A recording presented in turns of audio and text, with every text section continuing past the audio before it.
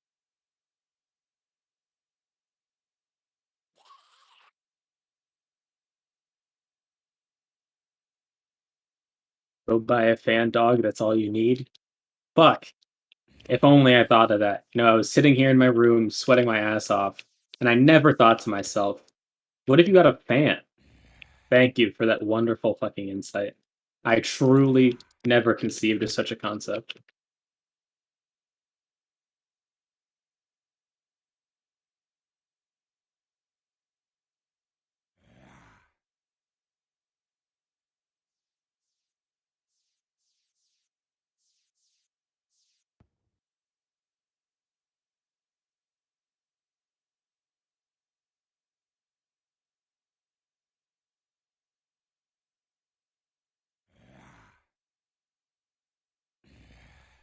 Just move somewhere colder? Well, I tried that and then I failed out of college. You know, maybe I'll try again. Maybe I need to go more north.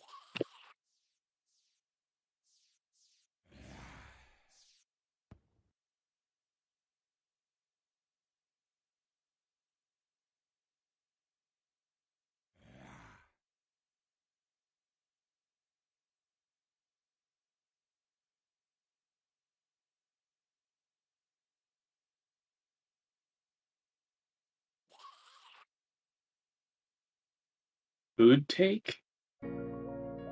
What, like a correct one or a controversial one? Your don't know was skipped again. Ha ha ha. Inverted exclamation mark. Inverted exclamation mark. Inverted exclamation mark. Inverted exclamation mark. Inverted exclamation mark. Inverted exclamation mark. Inverted exclamation mark. Inverted exclamation mark. Inverted exclamation mark. Inverted exclamation mark. Inverted exclamation mark. Inverted exclamation mark. Inverted exclamation mark. Inverted exclamation mark. Inverted What tier exclamation restaurant mark. is Culver's? I don't even know what the fuck a Culver's is. Inverted What is that? exclamation mark. Inverted exclamation mark. Inverted exclamation mark. Inverted exclamation mark. Inverted exclamation mark. Inverted exclamation mark. Inverted exclamation mark. Inverted exclamation mark. Inverted exclamation mark. Inverted exclamation mark. Inverted exclamation mark. Inverted exclamation I have never seen one of these restaurants in my life. Exclamation mark. Inverted exclamation mark. Inverted exclamation mark. Inverted exclamation mark. Inverted exclamation mark. Oh, are we doing Inverted more exclamation exclamation marks, mark. fam? Oh, shut Inverted up. exclamation mark. Inverted exclamation mark. Inverted exclamation mark. Inverted exclamation mark. Inverted exclamation mark. Inverted exclamation mark. Inverted exclamation mark. Inverted exclamation mark. Inverted exclamation mark. Inverted exclamation mark. Inverted exclamation mark. Inverted exclamation mark. Inverted exclamation mark. Inverted exclamation mark. Inverted exclamation mark. Inverted exclamation mark. Inverted exclamation mark. Inverted exclamation mark. Inverted exclamation mark. Inverted exclamation mark.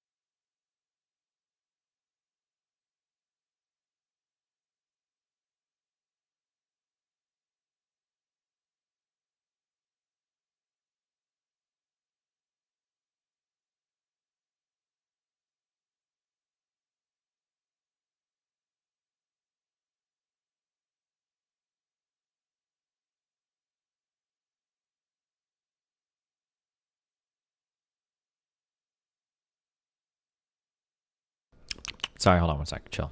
Calm down.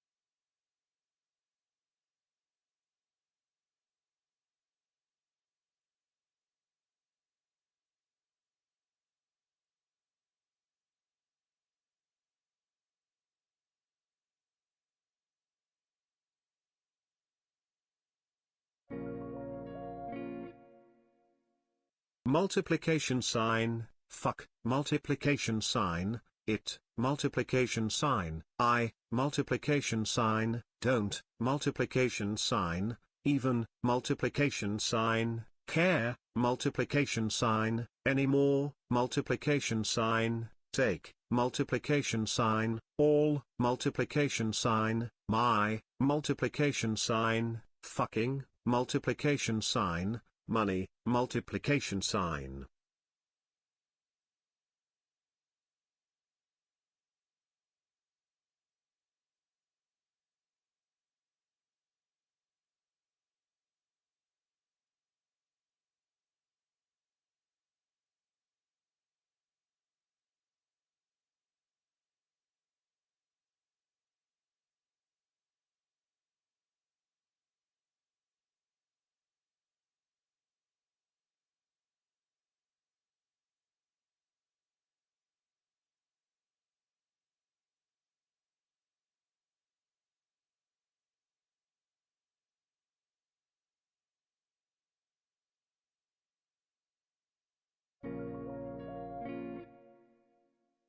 I'm sorry chat.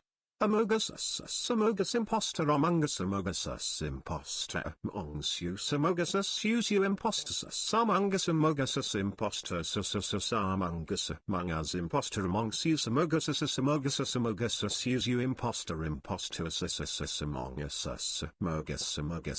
amogus. You gnome fuck!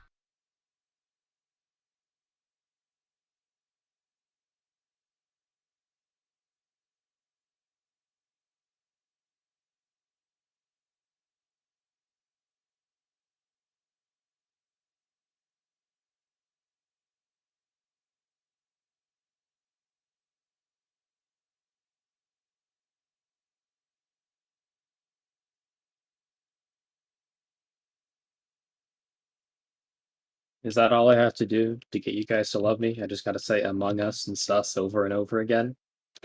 You beat your fucking faces into the keyboard typing the fucking Monkavirus emote? Is that it?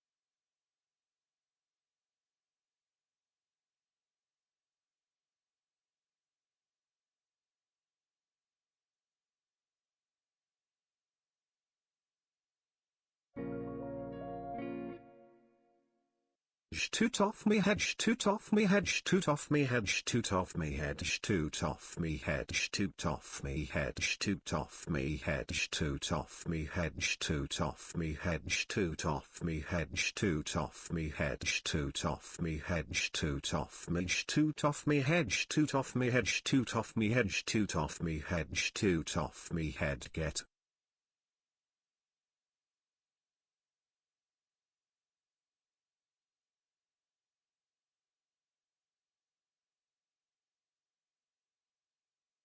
You gnome fuck! Among Us? That's pretty sus bonus meme moo inu.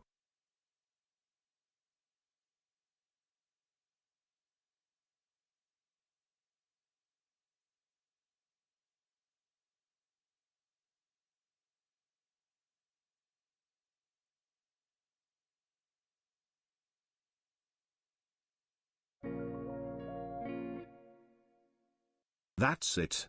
This is Brian from the heart. Stop fucking abusing me to yell out your shitty memes. You know what? Good I one. quit. I've had enough of you retards consistently begging me. From now on I'm swearing off all donos if you ever see me going full retard into. You gnome fuck! Any askers? Any askers? Any askers? Any askers? Any askers? Any askers? Any askers? Any askers? Any askers? Any askers? Any askers? Any askers? Any askers? Any askers? Any askers? Any askers? Any Really askers? comes back and just Any walks askers? away. Any askers? Just refresh Any his askers? cooldown, huh? Any askers?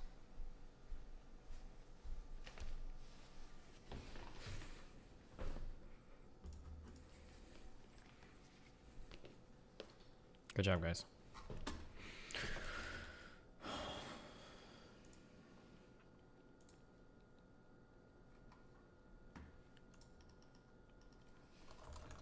All right, how's it going? Vex Casino debt broken up yet?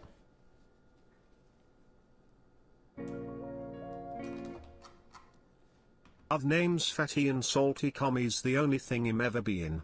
Him see in a world with gulags run cooperatively. Cause if I don't do it then somebody else will eventually. Who cares if everybody is starving without a job, just SDFU and submit to the mob. Would you describe the CIA as based? Based on what?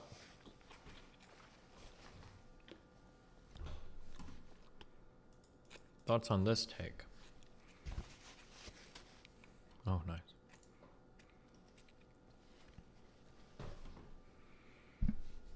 Hold on, let's find a video to watch.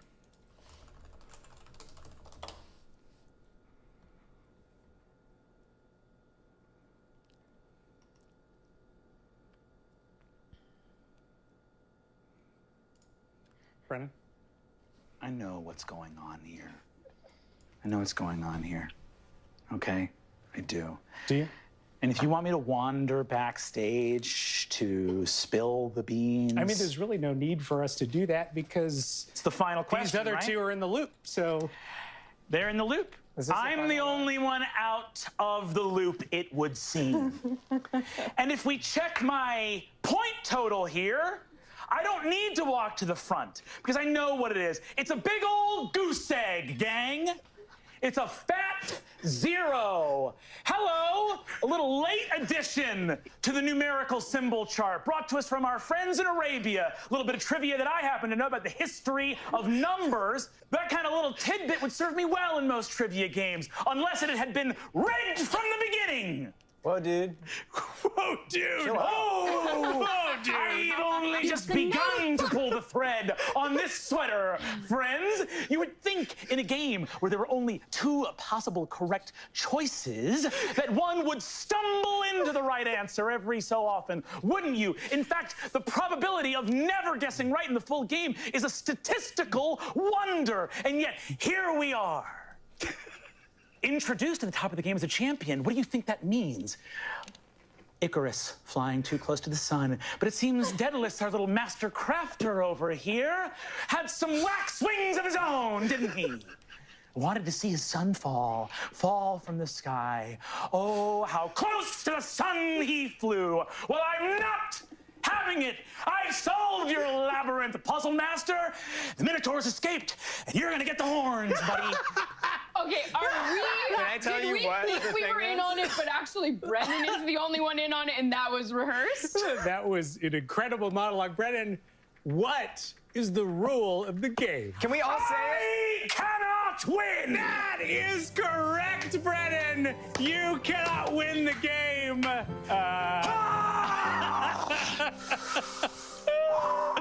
Did we all get crowns? No, we only got 2. God! Wow, epic.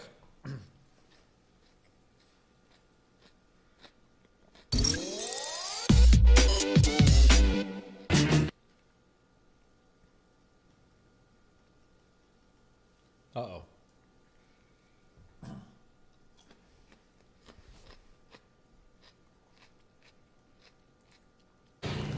Alright guys, here's the deal. My YouTube channel is scheduled to be terminated at the end of the week on Friday, which is about 5 days from now.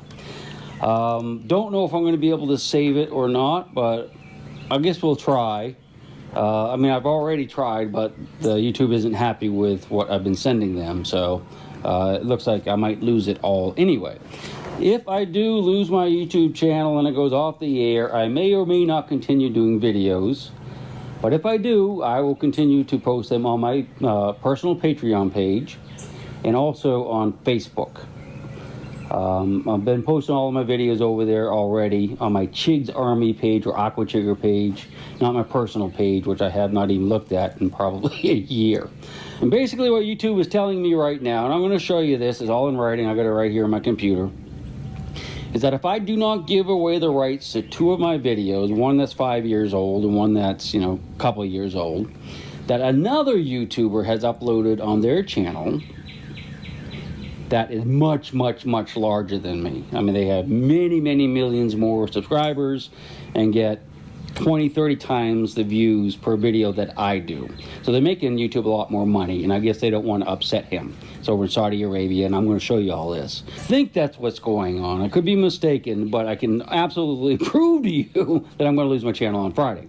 Anyway, why don't you come on over here to the computer, and we'll take a look at some of these letters that, or these emails that have been going back and forth, and I'll explain to you what happened to me, what could happen to you, and ask for your help. If any of you guys have any contacts at YouTube that, you know, I can actually talk to someone or have any advice as to what I can do to save the channel, that would be great.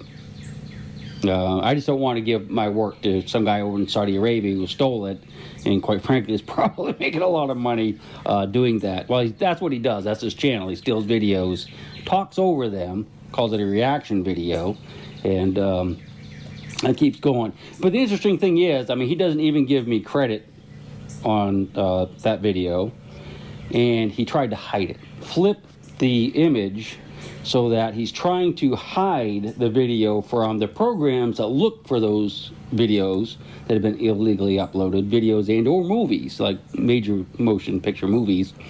That's what those people do, is they flip the image so it's harder for the programs to find. But YouTube's own program found it, notified me that there's an illegal upload, asked me what I wanted to do about it, and I said, well, take it down.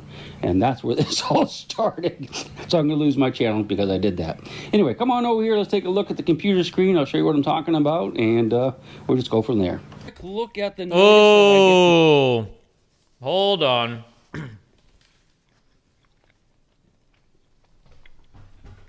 This might be.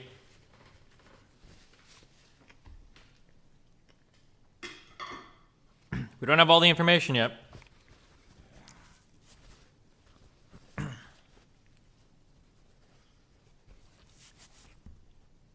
Fuck. Okay.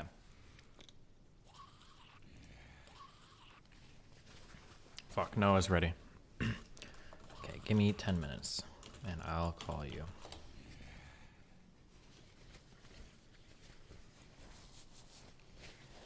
One sec. Quick, the Scrub King. Farm. You just said farm. I don't know what farm.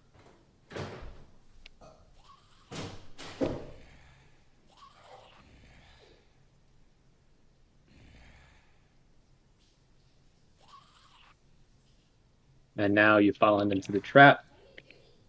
Now I farmed the crop cinnies for free.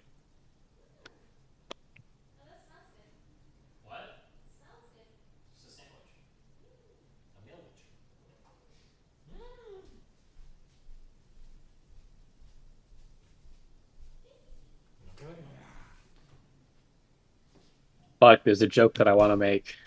But I don't know if I can. It might be the case that this guy, somebody reacted to his video, and then the guy found out about it later because YouTube notified him or whatever, and then he wanted to take it down, but him trying to take 2 videos down might have initiated 2 copyright strikes against the other guy.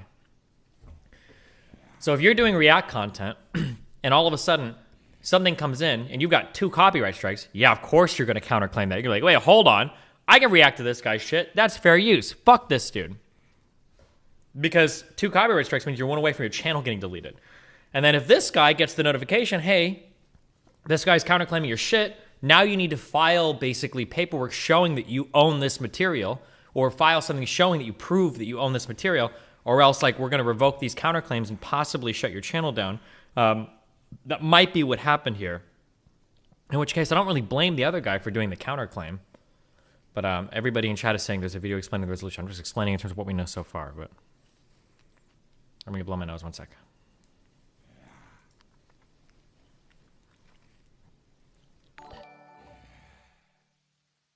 Noah Lebert, $5. His channel is fixed, his video is accurate. He made a response today, his channel is still up, the other guy's stuff got taken down. It's all fixed. Cool. From YouTube. This is from my channel and their YouTube partner program. So one of the benefits is that you get these copyright things here, where if someone uploads one of your videos illegally, YouTube will tell you and let you ask to have them take it down or just leave it. Now, I've done a lot of these takedown notices. You can see here, I've done 94 recently. Damn! Nobody knows what this guy... Oh my god. This is a really big deal. When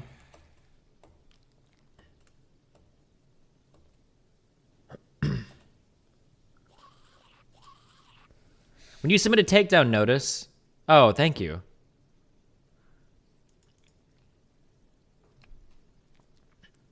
YouTube is asking for additional information for the takedown notice submitted. When you submit a takedown notice, you have to be prepared to fight it because the other guy's going to counterclaim. It clearly states if we don't receive detailed explanation from you within 7 days, your account may be terminated. So he needs to reply to an email stating why he believes it's not fair use. Again, YouTube does not decide what's fair use and what doesn't. They clearly state here. All he needs to do is explain his situation, probably citing fair use, and they would gladly hand this over to the courts. This guy is like just fucking filing copyright claims on every single thing that comes in with a fucking with a content ID match. How many takedowns do I do? I've only done, I think, 4 manually. No, I've done a few. Usually just people that fuck with me hardcore and steal my shit. So I did a few with Sargon back in the day. I remember that.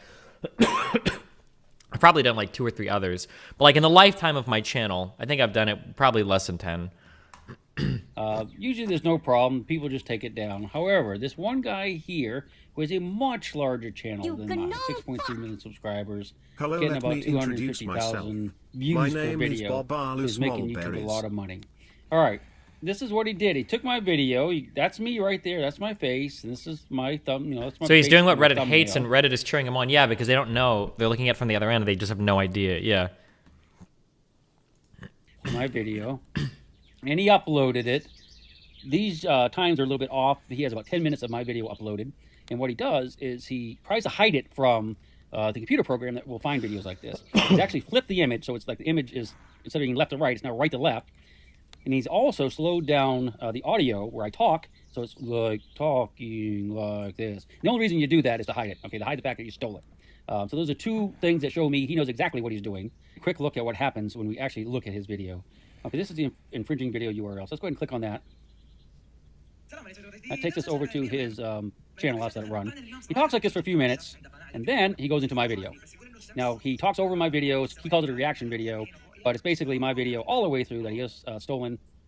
He's flipped the orientation and again slowed it down. That's not working too well. I just wanted you to see what was going on with that and how he does it. Damn. So this guy, there's a guy that's doing React stuff, whether you consider React or not, and this guy's filing DMCA takedowns.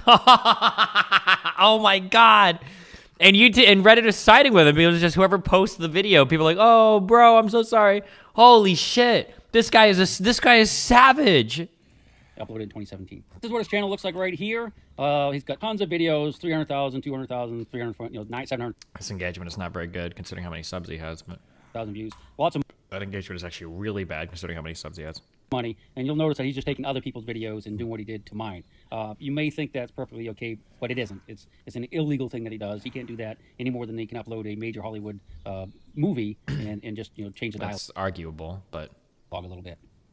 Where we run into the big problem. This is a okay. Now this is just me projecting, and I could be. Maybe he knows, or maybe you guys know. I just don't see it. Is this guy actually Saudi Arabian, or is this guy just like racist? I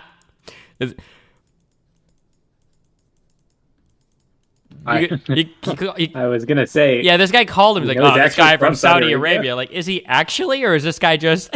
Does he just see a brown dude and he's like, fuck? Actually, I have to delete this YouTube bot now because now I don't know if this fucking lunatic is gonna fucking DMCA strike my channel. So remind me to delete the YouTube video at the end of the day. Log a little bit. Where we run into the big problem. This is a letter from or an email from YouTube where they're basically saying that they think that I am fraudulently trying to get this video taken down.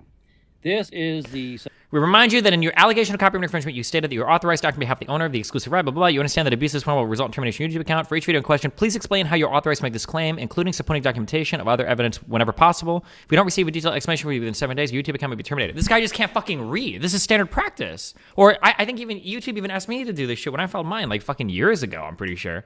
Sentence right here, 2 sentences that are very much of a concern to me.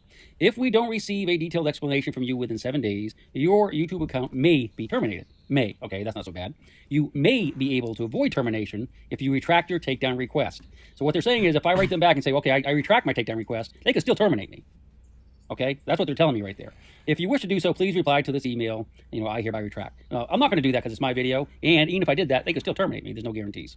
So basically, what we have in a nutshell, guys, is I'm going to lose my channel in a few days if I do not retract my statement saying those are. There's a guy. Wait, damn, guys, you can't. Okay, it's really hard on one hand to say that, like in America, never mind. I was going to make too much of a joke. I'm just going to say anybody can make it if this guy has over 1 million YouTube subs and he can't even fucking read. Holy shit. That guy is from Saudi Arabia? Okay.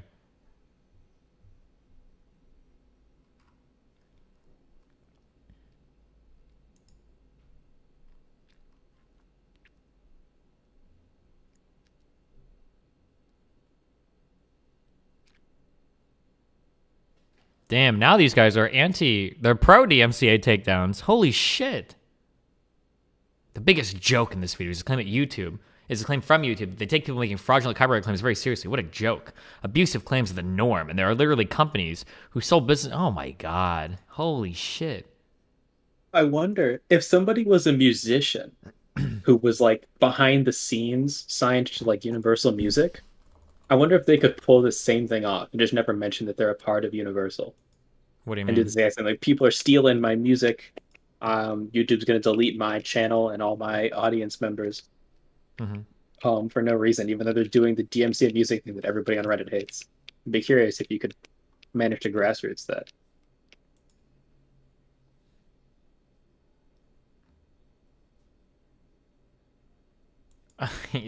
This guy just can't read. Or actually my videos. Okay, whatever.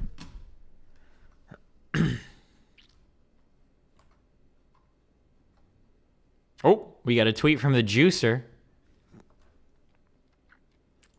Everyone assumes everything I do is out of character. Cutting clips short and make me look bad when I try super hard to roleplay. I don't think anyone genuinely likes X or the interactions with him.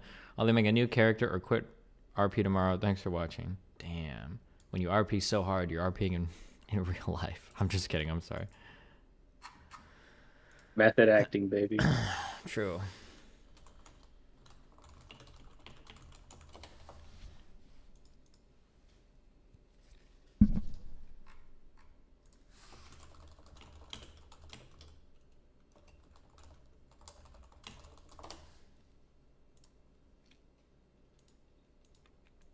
Is No Opinion, is this the guy that we watched talk to David Shore? Or was that another one of the Twitter guys?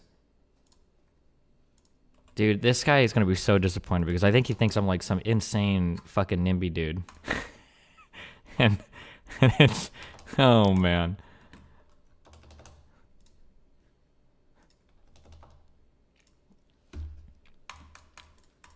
Wait, what are we supposed to be talking about? Can somebody tell me? Hey! Hey, how's it going? What's up? How's it going? Do we do a video or are you an audio guy? I don't listen. I just got banned from Twitch a while ago because I was on video with somebody. They decided to flash pictures of Hunter Biden's behemoth dick. So I'm never doing video again. I don't trust any of you internet people, all right? Does Hunter Biden have a monster dick? Yeah, he does. It was censored to be fair, but no, we can do no video. That's fine. All right. I mean, we can do video. I'm happy to do video. Here I am. Oh, okay. Well, geez, you're gonna bully me. Me and my crazy hair. Yeah. All right. Well, hey, how's it going? How you doing? How you feeling? Doing all right. Yeah, got a nasty knock on the head the other day. Got a concussion that sucked, but recovered from that. What? Geez, where'd you get a concussion from? Well, I slapped myself in the face as a joke, and gave myself a concussion. Wow. That's yeah. You should make up a better story for that, I think. But yeah, no, I should probably make up a better story. Give an account $5. Well, hey, how's it going? How you doing? Do you want to introduce yourself to people that don't know who you are or don't know what you do? Do you stream all day? Do you just like you're just on here like hours every day? Okay, you make that sound like very negative, okay? But you post a lot on Twitter. Not negative at all. No, yeah. I'm amazed. Yeah. I'm amazed that you can do that. Like, yeah. So my job is I'm on I try to stream I shoot for about 10 hours a day, and then obviously sometimes I go to town and whatnot. But yeah, from 12 to 10 PST, we're here playing video games, talking politics, screaming at people on the internet. You know how it goes. Yeah. unbelievable. That's amazing. Do you know the woman who runs the Miko, the holographic animated streamer? Oh yeah, actually, yeah. That's awesome. I was just looking at that. That's the most cyberpunk thing I've seen. I'm so happy to live in a world where stuff like that is happening. It's possible, yeah. That's amazing. So how is what exactly are we talking about today? Oh right, I think we're talking about housing, or we're supposed to talk about housing. Sure. That was the original thing. I had actually not known who you were. Mm-hmm. I just saw a random tweet and commented on it. Yeah, I saw it. And then so then that was that. I didn't know who you were or that was your Twitter account, because it's the Omni Liberal. Yeah, I have me and Twitter have a love-hate relationship. Well, it's actually just a hate-hate relationship, so I kind of hop around on accounts. You know how it goes. I hate it. It's a really bad platform. But yet my entire life is tied to it, so that really sucks. Sucks to be me. Until they invent something better. Anyway, yes. So, by the way, I'm Noah Smith. I write for Bloomberg. I also write a blog called No Opinion, which is also my Twitter handle. It's a Substack blog. You can subscribe if you want. It's out there. Yeah, we watched your conversation a while ago with David Shore. Pretty cool. Oh yeah, yeah, that was a great one. Yeah, he's pretty cool. And I don't do many of the video ones actually, because people have said they didn't like it. But then other people said they liked it. I don't know. It's kind of controversial, so I haven't been doing the video. Maybe if I had a better setup, or I don't know, had better hair. I don't know. Do people not like the crazy hair? There's a phenomenon when you get into doing content, people like you for what you do. And then when you do something different, not only are you trying to appeal to a different audience, but your native audience will hate you for it. So if you're known, let's say that you play video game X and you get 10,000 viewers playing video game X. If you try to start playing video game Y, not only are you trying to appeal to new people, your old people not only don't want to watch that, they will actively tell you how much they hate it. So that's just a nature of online content creation, I think. Fucking video game Y, I hate that shit. Yeah, video game Y, or video footage versus writing blogs. Yeah. Yep, that's exactly what it is. Anyway, all right, yeah. Oh, what were we talking about? Housing. That's right. Housing. So, housing. I think it originally started. You were like, stop complaining about prices in the big cities. Move to the small cities. Yeah. So I've hoodwinked you. Okay. I think that sometimes I get pretty upset on Twitter and I tweet out a lot of stuff, but I think that tweet had really big NIMBY energy, which is. I am like an anti-Prop 13, super pro, more zoning. I've spent a lot of time in European cities. I love mixed zoning. I've seen the disastrous, the pictures of what people think San Francisco is like, and it's all the apartments, but what it really is a million single family houses. So in general, and I think I've even read. Oh God, I hope I'm not mixing with other people. Have you used the noun Seattle-okio? Am I making that up? San Francisco. Oh, San Francisco. Yeah. That's from Big Hero 6, the Disney movie. Gotcha. Okay. I read an article by somebody, I think it was by you, about the idea of when you move out to the suburbs, you can have this type of housing that accommodates people as cities grow and grow. I don't know that I wrote that, but, yeah, but okay. A lot of people say San Francisco because it was from that movie. Sure. I guess. But so it sounds like we don't really disagree. So yeah, unfortunately, yeah. But I'll try to fight you on this, okay? Because this is something. This is a feeling that I have. But it might be more of a broadly philosophical feeling. And maybe there's not much disagreement here. Maybe there's not. Something that is a little bit irritating to me or annoying to me. So I grew up in Omaha, Nebraska, and I lived there for about 30 years. And now I live out in California. Basically, I move around the LA area. And I see a lot of takes, especially from my generation and the one beneath me. So millennials and Gen Zers, I guess. Zoomers, I don't know if that's their official name or not. Where people complain a lot about the cost of housing and the cost of living and all these things. But I noticed that in my opinion, I think a lot of the complaints about this come from the people that probably shouldn't be complaining. So if you live in an area and the cost of housing has gotten out of control, you can't afford the tax on your house, I can understand your complaints. If you live in an area and you're getting like gentrified out of it, I can understand the complaints. But I feel like there are people that are like getting degrees from these universities. They're becoming engineers. They're getting really well-paying jobs, but they're trying to move to like downtown San Francisco, Seattle, Portland, LA, New York. And they're like, oh my God, the cost of housing is way too expensive. And it's like, do you have to only go to 4 places in the US? Is there nowhere else you can live? And that's kind of what spurred on that tweet, where I see people complaining about the cost of rent. And it's like places like Chicago have so much affordable housing, but it seems like everybody thinks if you live there, you're a loser. And then, yeah, go for it. No, I mean, it's problem. The culprit just isn't any of these things. The culprit is just the concentration of economic activity in these industries. So like, back in the 1970s or 80s or whatever, economic activity was really spread out throughout the country, and you could basically kind of live anywhere. This was really bad for a lot of cities because people moved out. You had white flight, you had just general moving to the suburbs, because you can live anywhere. Why not live somewhere with a big house? Because economic activity was so dispersed. But then it really started to concentrate. We shifted from manufacturing to knowledge industry. So now we do software, now we do biotech, now we do finance, now we do these things. And these things, for various reasons I could go into, if you want, they concentrate. They concentrate in a few places, and this is a big problem for us because we had this whole system built on being spread out and not being concentrated. And that was how our laws were set up. Our cities were fragmented. Our cities were, we have like San Francisco is a tiny little piece of the Bay Area, et cetera. And so we had the system, but then suddenly we shifted industries, and partly we shifted industries to stay competitive because a lot of our old industries went to countries in Asia. And so because of that, people, everybody started flocking to like the city centers, and then of the cities where this, Silicon Valley, Hollywood, New York, finance land and stuff like that. And to a lesser extent, a lot of other cities too, the superstars, right? The Seattles and the Austins and the Minneapolises and the San Diegos and the Washington DCs and the Bostons, and those places. And so, and because of that, the price just went way up because we didn't have a system where we just sort of expected everyone to live in the city center before. So we didn't have a good system for effectively building housing for everybody. And the people who had lived in the cities, even when you could live anywhere, were like, hey, I moved here because, this place had like local charm, and now all these randos are moving in here. Yeah. In any other country, that would be like just normal. You live in Tokyo, you can't really complain when like people move in from outside of Tokyo. But like, so people did complain, and there was NIMBYism and there was friction and all this stuff, as you know.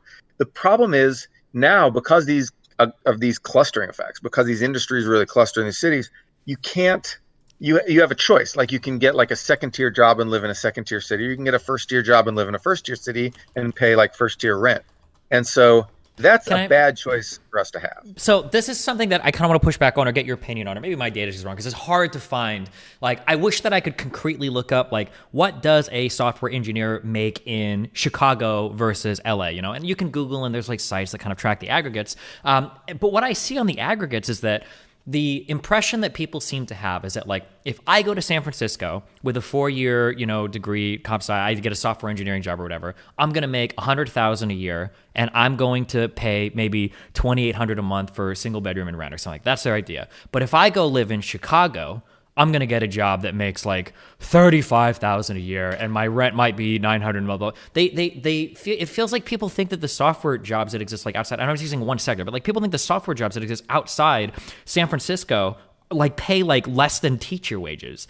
And I don't think that's the case. I know that like from anecdotally, in Omaha, I know we had like a PayPal thing. We have like an Amazon warehouse going up. Like there are tons of tech jobs. And now I don't want to say tons compared to like San Francisco, but these like higher education jobs exist outside of like the 4 largest megapolises in the US, but it feels like the culture kind of doesn't reflect that. Like I know, again, personally, as somebody that grew up in the Midwest, if you stayed in the Midwest, you're a loser. If you grew up in the center of the US, your goal is to evacuate to one of the coasts immediately. And then this idea that's sold to you is this idea that like you are going to get a second tier shit job. If you go to Chicago, St. Louis, even Minneapolis to some extent, like you're nowhere near as cool as the hotshots working on the east or west coast, and the money's not there. Right. And so what we see when you look at wages compared to local rents. Mm-hmm. It's the same everywhere. Brookings looked at it. It's the same everywhere in America. The more wage you earn, the more rent you're going to pay. And it's just the same. And you're right. There are good jobs in Chicago. There's good jobs in the center of America. There's fewer, but there are some. It's not nothing. And life will be cheaper. And so it's really just, you can't, even if we did what we ought to do and liberalize housing and, build all the housing in all the cities and all that stuff, that San Francisco, even if we did that, more people would probably then cram into the cities, and it might be good for like national productivity because now all the engineers are neighbors, but it wouldn't necessarily change the fact that everywhere costs about the same relative to how much you make. And so you can't really, if there's an opportunity to prosper by moving to a new place, people will move until it's no longer possible to prosper. Sure. That's just kind of, it's not true between countries. El Salvador or wherever actually does make you hella richer. Yeah, for sure. Than if you live in El Salvador, but then within America, it's just not like that. Like you can just hop on the highway and move. And so, but I like what you're doing because I do think we need to emphasize those, those other cities, and we call them second tier cities, but that's a term we get from China. Actually, that's a Chinese government term. And it's insulting. And it's the idea that cities have like a ranked hierarchy. But we really need to advertise that those are actually pretty nice places to live. Like, Columbus, Ohio, great place to live. Southwest Michigan, there's great places in Southwest Michigan that, like most of the Texas cities, like Houston is a much better place to live than people realize. Dallas is a better place to live than people realize. And then it's like, it's so frustrating because like I'll hop on and I am a terminally online. I live my life online. Okay. I try to divorce my understanding of like, I know that real world people, I try to look at polling data to get an understanding or whatever, but you do see even politicians echo a lot of these complaints. So it must be somewhat popular, but like, it frustrates me sometimes. I'll see people say like, this is such a common millennial take. Like my parents could afford, on one job, they had this and that, and I can't even afford this. And then I'll look at where some of these people live and they're literally in like downtown LA. And I've lived in California now for 2 years. And oh my God, this place is, I'm sorry, but it is disgusting, a lot of these areas. And then I'll go back home and I'll visit and you can see like these mansion $400,000 houses. And it's like, fuck. There are places that are affordable and you can even find jobs there. And this obsession with like everybody having to live in one area, it just feels like so detrimental in so many different ways to kind of like the national mindset towards like who should be entitled to what. And then it causes this weird focus on like, well, where do our efforts need to be politically? Well, we need to get more money to people that are already like in the highest tier of job earners in society that are living in the most expensive places. And it's like, fuck, come on. Like, what about the people in the Rust Belt that don't have, they can't move anywhere and just get amazing jobs and shit? Yeah. That's right. Yeah, no, that's right. And I think people have been thinking about this problem for a while. My friend Roy Bahat, he's a venture capitalist guy, works Bloomberg. He's been leading these comeback cities tours where he just like takes VCs out to, wherever and just looks at city. He's like, why don't you invest here? Why don't you invest there? And then, but it didn't work. Nobody was paying attention to COVID. So COVID changed the game. Now the thing is that you can work for the San Francisco company, but live anywhere. You can live in the suburbs of St. Louis and work for a company in San Francisco doing the same thing. So the job motivation is no longer there. And I think we're going to get a clearer picture of whether people just want to live in these places for lifestyle reasons. So like, you want to live in LA because LA is cool. Like LA is where the movie stars live and the entertainment people live. And like, you want to be there. And New York is where you can date a lot of people. That's what you get in New York. Like that appeal is never going away because you go out to Columbus, Ohio, you will not be like, dating 5 people at the same time in a rotating cast the way you'll be when you live in Bushwick. I am asexual, so I get to make fun of people who do this. Okay. But then like, that's what you go to New York for. So there's, economists call this like consumption amenities and production amenities and stuff like that. Like, in other words, when remote work delocalizes industry a lot, we're going to see whether people just want to live where the cool kids are. And so if you just want to live where the cool kids are, pay the money. Something that I'm kind of curious about, because we read a lot of your takes on Twitter. We read few of your articles, watched a couple of your conversations. So I'm interested in terms of what you have to say about this. For me personally, I love like economic efficiency, like whatever, most efficiently allocates the resources that need to go into a particular area and, makes the best stuff. And that's awesome. And screw everything else. Pulling back a little bit and being a little bit more kind of like holistic. Do you think that, so looking across 3 dimensions, do you think that there is like an advantage in terms of spreading out more like the economic, I don't know if you would say productivity or these economic centers across the US? I'm thinking of 3 different things. I'm thinking politically, economically, and socially. So politically, insofar as it seems kind of weird that like, I'm sure you've seen all the maps of the Trump versus Biden or the Trump versus Hillary voters, where it's like these are the 10 places in the US that Democrats live, and then the whole rest of the country are all Republicans because Democrats will huddle together in cities and basically exist nowhere else. There's that idea, the economic idea. Do you think it would be better that if we had like more economic prosperity kind of like spread out across different states rather than a few blue, incredibly rich states like California or Texas, or New York, and have like some of these centers split up? Do you think there's an advantage to that, even if you're getting rid of that like huddling together effect and that, I guess that magnifier effect of having all the industry centralized? And then the third thing, I guess like socially, like, is there a benefit to seeing more of the US is kind of like on even ground where you don't have these like have states and have not states? Yeah. I think, yes, absolutely. All of these would be good reasons to spread stuff out. In terms of, sort of winning the Senate, like Democrats winning the Senate, you got to go colonize Wyoming and Montana and like the mountain Idaho and the Mountain West. That's how you get the Senate back, and that's happening. I mean, all the crunchy hippies are moving from California out to like, Bozeman or wherever, right? And so Portland becomes unaffordable for all the right. It's like those are all going to be the new Colorado, and then the Senate's going to even out more, and then people stop complaining about the Senate malapportionment, which is only fair because now the Senate is way GOP focused, but it comes and goes in cycles, But in terms of economics, it is good to have economic prosperity distributed among the states, but I don't want to get our hopes up too much about it, because what's actually going to happen is that you're going to replicate this problem of top city of like good cities and bad cities at the state level. Mm-hmm. So you're going to have, I don't know, pick a state like Wisconsin, right? And in Wisconsin, the people who live in Madison are going to be like super cool, super hip. I live in Madison. That's going to be the new I live in LA. And then the people who just live in like, I just want to string together random syllables to make a Wisconsin town name, but I know that's rude. So then people who live in just like nowhere, Wisconsin, those are going to be the people who are still left behind. Mm-hmm. And now they're left behind compared to the city in the same state. That's less bad because at least you don't have to move across the country to get to the good place. You just have to move across the state to get to the good place. Yeah, and arguably being able to focus that on the state level is probably going to be a little bit better, I would think, than like the federal level as well, right? Because you're getting to more and more representative forms of government to impact the communities that matter to you. That's right. And you're going to get more balance in the state governments.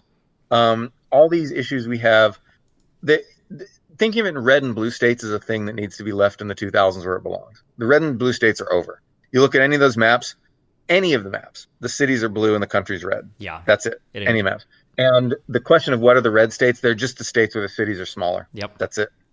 That's all it is. Mm-hmm. And there are still people today that don't realize that like Houston, Dallas, Austin, these are not areas with like massive conservative populations. These cities are crazy blue. And then even to bring up my own city again, Omaha, like people were shocked that Omaha, that district, NE2, I think, went for Biden in the last election, that they actually voted for the Democrat president instead of the Republican one, because we split up our electoral college votes. Right. So yeah, it's a crazy phenomenon to see that how focused all the liberals are in the cities and everything. It's Saddle Creek, man. Saddle Creek won the election for Biden. Oh man, oof, yeah. It's the hipsters. Yeah, oh man. Wait, are you from that area or what? Oh, just okay. No, I just I was a 2000s kid. I listened to like 311, Chili in the Wall and Connor shit. Oberst and everybody. Yeah. Connor Oberst. Yeah. Jeez. Yeah, but where were we? We were talking about spreading out economic activity. It's good. it's not going to solve all our problems, but it's good, and remote work is going to help it happen. And I like the idea. I hope I'm not dunking on people who are saying like, actually, like Omaha is a pretty nice place, actually, because that's true, and that needs to be said, and people need to stop thinking that you're either in LA, New York, San Francisco, or you're a loser. That's absolutely right. People need to say that. People need to know that.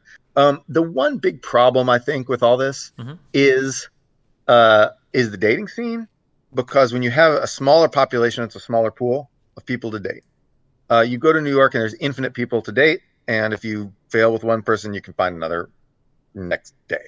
But that's not true in Omaha.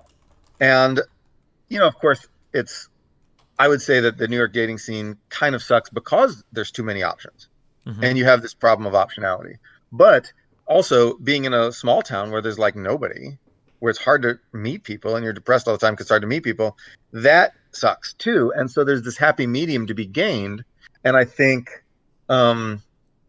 we don't think deliberately about that enough. We ignore it. We assume it'll solve itself. It's not a thing people like to talk about. People like to think deliberately about. So you brought up this dating thing a couple times. It feels to me like the dating stuff is more a reflection of kind of like this like increasingly fragmented society that we have, or at least especially among, I would say, like, I don't know, I want to say white America. So I have half my family is very, very white, Midwestern, traditional white, as white as whatever you would imagine white people are. And then the other half of my family, and the other half of my family are Cuban. And then I grew up, the neighborhood that my grandma grew up in were all black people. So I have like so this might be anecdotal, but these are like my three kind of experiences in terms of like different societies in the US. And then I went to a prep school, so 95% white people. It felt to me like growing up that like, I don't know if Cubans are considered Hispanic or not. I've seen people argue about this a lot, but the Cuban side of my family, I'll say Cuban instead of Hispanic. The Cuban side of my family was incredibly community oriented. Like if they lived down in Hialeah in Miami, and if I was around there, everybody was fucking like they were somebody's cousin or nephew, or they knew somebody's cousin or nephew. And when it was dinner time, like people were popping in and out of each other's apartments and hanging out. And it was similar for my black family too. Like everybody knew somebody like on that block. But I feel like for a lot of white people across the country, there is this like, it's not abnormal to live in an area and have no idea who any of your neighbors are, or who like any of your like people that live near you, or like you kind of have your immediate friend group. But like once you've graduated school and you're not like in a church or anything, and now you just work, most people outside of like from my world, like online video games, have no idea where you would ever go to meet somebody. You could be in the middle of some Wisconsin, or you could be in LA downtown, and you would be equally isolated and lonely and cut off from the rest of the world because you just have no idea where to go to meet people. I blame streamers. Yeah, you know what? I'll share in some of that responsibility. Make sure to like and subscribe at the highest level. But yeah, go ahead. No, I don't know. It's everyone's just on the internet all the time, and like ethnic enclaves can certainly fight against that. And that's that's cool, but obviously a lot of the country doesn't have that to do. I don't know, like how to get people to know their neighbors is a difficult thing, because how do you, I mean, I'm in San Francisco, my neighbors always change. Like I know a bunch of people who live in the area, and I like walk to their houses or e-bike or whatever. And then, but like my immediate neighbors, I don't know, but they're like a different, I used to know them, but then now they're someone else. Yeah. And people just move in and out of these cities. Someone comes to town, someone leaves town is the name of a Cory Doctorow book. We just had him on our podcast today, interviewing him. That was fun. Nice. Anyway, people are always moving in and out, and that's the thing about cities. You can know people in the city, but then your cast of friends is just going to rotate. So that's the thing about those shows, like Friends or How I Met Your Mother, Girls or whatever. Nobody moves away. Yeah. Why don't they move away? They're all white, and that's weird. Well, they all also live in multi-million-dollar high rises while being a waitress, and somehow in it. They're all trustafarians. I lived in Brooklyn for a year and a half, and I lived in Greenpoint and Williamsburg, and everyone I met was just like an aspiring, struggling writer writing for like Refinery 29 or something, and they all had trust fund parents, and their parents were all, and the way they convinced themselves they were making it on their own is their parents would get them a place. And no rent, parents would get them a place, and then their spending money they would make from whatever job, Yeah. and they convinced themselves they were on their own, and they were like hipsters, and they'd dress in like hipster clothes. You know the type. 100. I as a quick aside, I had this exact discussion with a while ago, like 5 or 6 years ago, with another streamer person, and I remember, because I don't come from that background at all, and I remember asking them. I was like, because some people in my world, they'll just take like breaks for like 6 months or a year, and I remember asking this guy, I was like, how do you, like, do your parents pay for everything? Like, how do you survive just not working for like a year? And he's like, no. I save money, but my parents have never helped me with anything. I was like, oh, that's crazy. It's like, well, where do you live? Like, how do you pay rent or whatever? And the guy was like, well, I stay in one of my dad's extra houses. And I'm like, what? Oh, okay. Yeah. So like that concept of being from like a really wealthy family, just having no clue that like, one of my dad's yeah, I know. extra Yeah. And I'm houses. like, okay, we're coming from very different backgrounds, I guess. Like, this is not, that's not my lived experience, but yeah. There's just all these people, and they're all white, of course, because you go back like a generation, and every rich person in America was white. Sure, yeah. Like back in 1970. Mm-hmm. And then you like all these people have, and of course that distribution of wealth got frozen in because of the agglomeration boom, because of the clustering boom, because everybody moved into these cities. All the like somewhat rich white people in 1970 who just happened to have like a cheap extra property in San Francisco or New York, suddenly they have like millions of dollars. Sitting on like a $2 million asset out of nowhere that like outgrew all the markets. Yeah. And then I still don't think a black household wealth never recovered from the 2007, 2008 crash. Like there's these massive like inequality divides that grow every time there's an economic crisis. And the Great Recession really screwed our society and it screwed people over in ways that we haven't even come to grips with yet. And it happened a decade ago, and we're still bearing those scars that we've never really reckoned with. We just sort of like moved on, but it's still with us anyway. But yeah, so like, what were we talking about? Trustify. Dating scenes, I think. Oh, fragmentation of society. Scenes. Yeah. Yeah, like fragmentation. I think you're right. I think like everyone uses apps now to date. Like people don't pick people up in like bars or concerts or like stuff anymore. Maybe they do. They probably still do. But like, no, you know what I think has really gone down is like people meeting people through friends of friends. Because my friend was on a dating app, and she saw, a mutual friend, and she was about to click yes or like swipe right or whatever on this thing, and we were like, oh hey, we know that guy, and she was like too embarrassed and then didn't. Yeah. Yeah. Anyway, so that is like, oh no, I couldn't date somebody that my friends knew. And before, like 30 years ago, it was like, that's who you would date. Anyway. So this is kind of I'm just happy here, so I'm going to pick your brain for as much as you can handle it. How do you feel? So I'm somebody that's adamantly atheist, very much so. I went to private high school, grade school, whatever. That being said, man, it feels like churches, for a lot of U.S. history, were like these kind of like bedrocks of community foundations, where if you didn't have an extended family, at the very least you had like a community of people that you saw at least once a week. And then if you're more involved in your church, you've got like community building activities, you've got community service, you've got all the, for us, it was the Catholic holidays and everything. Do you think that there's ever going to be like some kind of replacement for that as we've kind of secularized more as a country? Or is that just gone and we're just all on Tinder now, I guess? Well, yeah, I mean, yeah. Well, also, people underestimate the degree to which church was a place that you could go to, like, find a good spouse, because it was a signal. It was like a costly signaling mechanism, we call it in econ, where you basically, like, if you're willing to, like, go to church and pray to God all the time, you must be a good spouse. Yeah. But that's gone. I don't know. I don't know the answer to that, because there's a question of, will the internet just delocalize us? Will we all, feel more connected to like our random gamer friends in, like Maine or the Philippines or wherever, or are we going to, and it's just like we're in cyberspace, or are we going to do local stuff? And what would the local stuff be? I don't know. Like when I'm in Japan, and I live in Japan sometimes, and of course,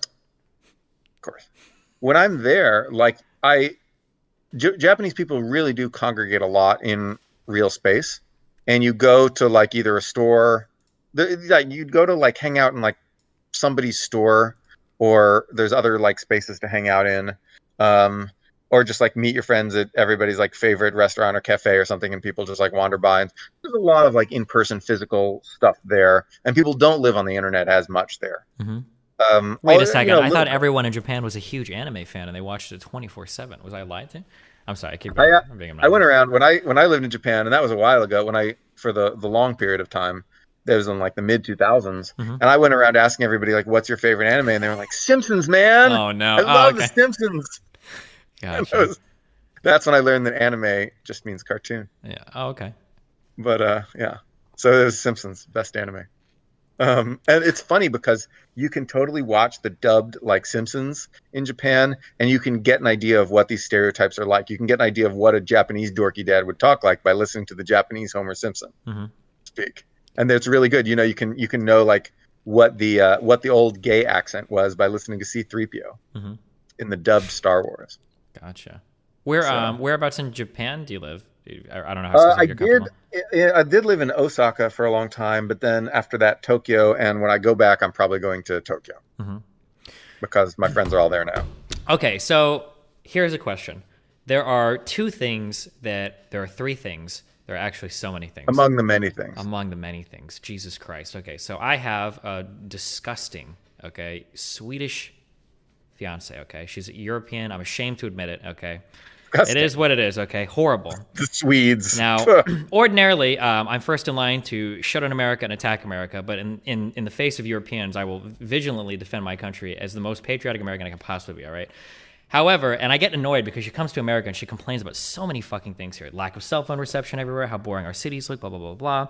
But now that I've spent more time traveling in America, okay, or in Europe, there are three things that do you think they will ever happen in America? Okay, so number one is every random fuck European city that I've been to in like Western Europe and Northern Europe, at least. I can't speak for Southern Europe or Eastern Europe. Like Western, Northern Europe has like pretty good, compared to America, amazing public transport. Okay, fuck. That's huge. Number one. Number two, I feel like I see so much more mixed zoning in like places like Copenhagen, Stockholm, like in Berlin. Like I see all of these like like shop, apartment, shop. And then in the third one, I feel like all of these downtowns, this is just like a pet peeve, they look really cool. They have like these awesome looking buildings. They like look super unique. It's not like all just like the same type of fucking skyscraper or whatever. Everything in San Francisco looks like a sand-colored rectangle. Yeah, I had a it's all thread the where I same. posted like 30 sand-colored rectangles. I got so mad one day because she brings up to me, she's like, "No, every American city looks the same." And I'm like, "You're so fucking wrong." And it's like, let me look them up. And I start looking through pictures, and I'm like, "Oh fuck, she's right." Oh no, she's right. Yeah, she's right. yeah. And like we'll go to any like big like, oh god, especially Copenhagen, and you see like these really old buildings that'll be like 700 years old, and then you'll see like these crazy awesome like skyscrapers that are like twisting around and shit. And it's like, how do they have cooler, newer shit and older shit than us? What the fuck? Why? What? It'll never be like that because Europe is very special in this way. Because Europe didn't get all its old stuff blown up. A few places in Europe did, like Germany is Germany. But a lot of places in Europe just never got blown up. Like Sweden hasn't gotten blown up ever. Like they haven't really fought a war since things exploded. And so Sweden, whatever, it's been protected from the ravages of time. France to a certain extent, because everybody who came in through and fought in France refused to destroy the buildings because they were too nice. And so that you have this like mix of old and new in Europe that you don't get in other places. I mean, Japan, you have like a very few old buildings in the country. They mostly got flattened in the war. Sure. And thanks us. But anyway, but you have a lot of variation. Japan's interesting because Japan is where like all the architects in the world come from, and so they've got like lots of funky, weird architecture. So that was a thing I did not know till recently, that Japan produces like all the world's architects, and they like learn the ancient art of clay modeling of buildings, and it's really neat. Anyway. Oh, interesting. Yeah, it's really cool. Like the way they do architecture. I had kind of an ex that was super into film, and apparently all of the old, or a lot of old film greats also came from Japan, and apparently every great film person in the U.S. like studied Japanese film as well, which I had no idea either. But yeah, there was a lot of that. We're much more tied to Japanese society than we realize. Like we think we're very closely tied to British society, but I think we're even closer tied to Japan. So that's kind of one of my theses. Like it's a special relationship. As long as we got the English breakfast, I'm okay with anything else. So, but yeah, no. The answer is I don't know, but people are working on it. Like the train people are working on it. The Yimbys, they're rabid about trains. They hate me because I said that we need local trains before high speed rail. Like, no, do them all. Like some of the train people got so mad at me for saying that. The truth is, we do need the local trains first. We need that's a much higher priority. LA has done a really good job, taking a city that was not built for trains or not built on trains at all, and just sort of slowly adding trains from the downtown and spreading out. They're doing really well with trains. But it's really hard. It's a difficult So thing. I'm curious what you mean, because I've only been here a few years. So as somebody that drives up and down the 405 and shit more than I care to. There's no train there, yeah. Yeah, okay. Because if there are trains down here, I haven't fucking seen them yet, because holy fuck. That's right. Yeah. So what we need, what LA needs, but it's downtown LA that has a train. Okay, gotcha. And so they just like are focused on the little nucleus. And eventually what'll happen is they'll run like a fast commuter line out to like Santa Monica or out to Pasadena or, any of these places. That'll get there in like 15 minutes or something. Just zoom. It'll like zoom you along. It's not a true high speed rail, but it's like a fast commuter rail. And that's what Japan has a lot of. Like you can get to those outlying like suburbs and areas really fast. Or like Irvine, there's going to be a train Irvine to LA. Now the problem in America, which nobody talks about, is that everybody is scared to have a train stop in their nation because they're scared that poor people are going to ride the train to their community and wreak havoc or just look poor or whatever they don't want the poor people to do. You're going to pour on me, like, Sure. Did we? And so that's why nobody talks about this, but it's true. And if you talk about this, it'll make the anti-train people really mad. Talking about any of the stuff that's really going on in American politics will make people mad. People don't want to ever talk about it. That's an interesting take to me, and it might just be because of where I come from. I don't have that experience. I always had the experience that we just don't like public transit because it's inefficient and because cars represent like some type of freedom that you don't have on public transit, being like a slave to like the public transit system. Maybe in other cities, I guess maybe people have more that fear of like poor people crowding. I know that I hear crazy things about like the New York subway system and everything, but yeah, and it's not so crazy.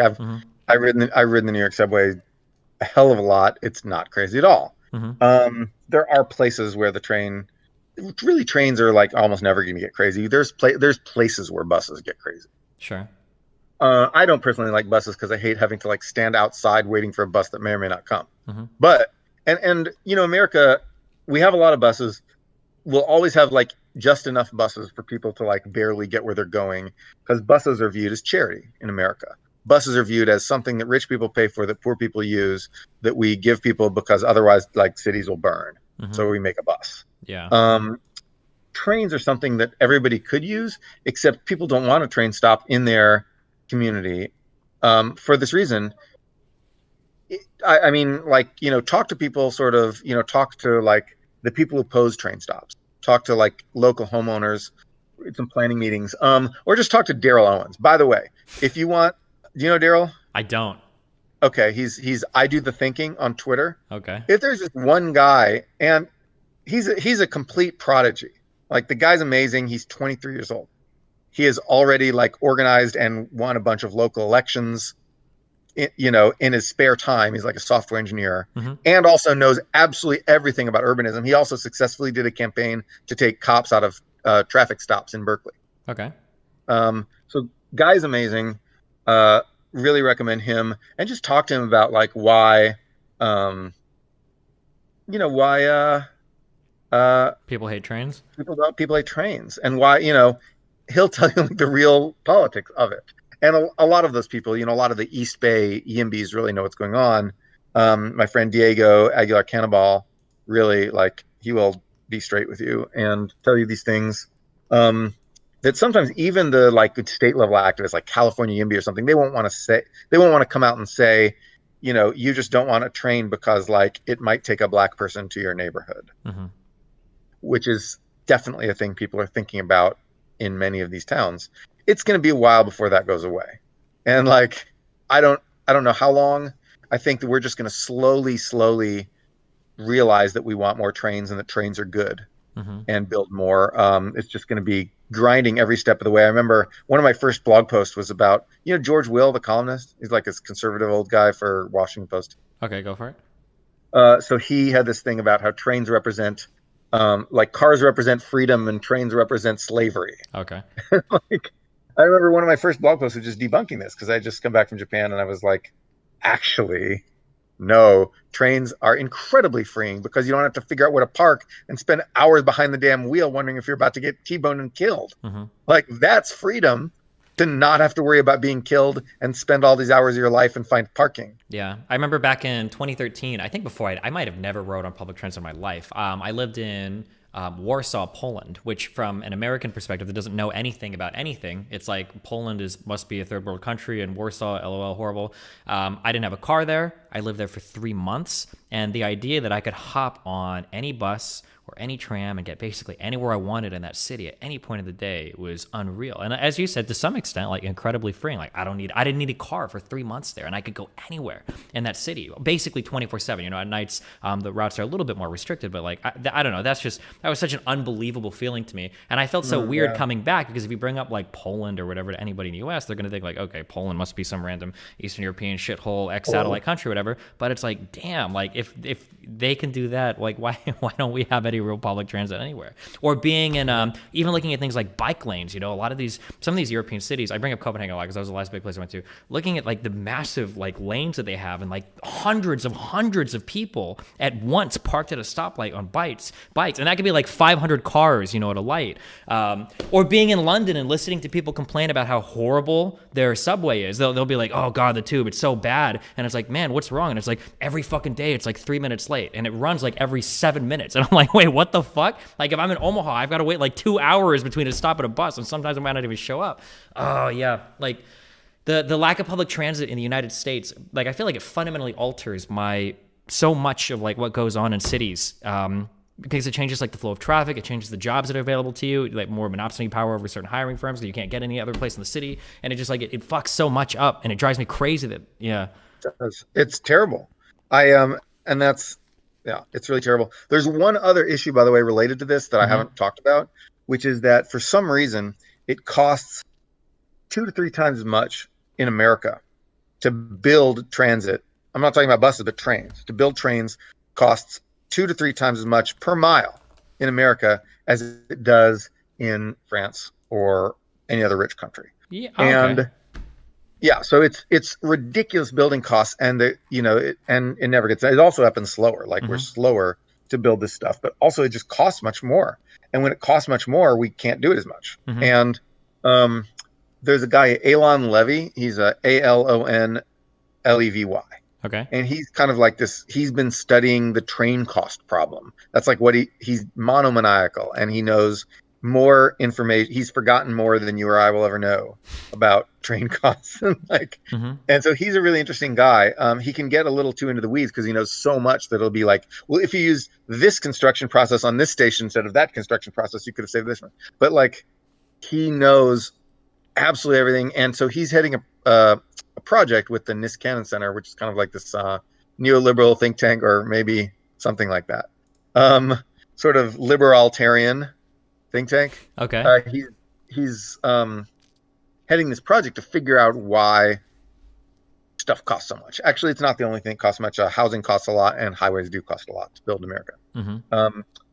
Fortunately, we built all our highways, or unfortunately, we built all the highways back when it was cheap to build, because this construction cost problem really began since the 80s. Since the 80s, we've had massive run up in construction costs, and we don't know why, and we can't build anything anymore because it costs too damn much. And occasionally we'll shell out the money, but it's like pulling teeth with a lot of these legislatures to get them to shell out this amount of money. It was interesting you brought up the subway thing, because somebody linked me a Marketplace article by Ben Bradford from a couple of years ago, and it was exactly this topic, like why are subways in the US so expensive? And I don't remember, the takeaway was like, apparently we have like a lot of the technology from other countries in order to build stuff, but we never figured out like the process by which to do it, and for some reason it's like so much more expensive. I don't remember like the exact reason why, but yeah, it seems like everything is so much more expensive here. And then to your point, it feels so hard to get any money for any of these projects.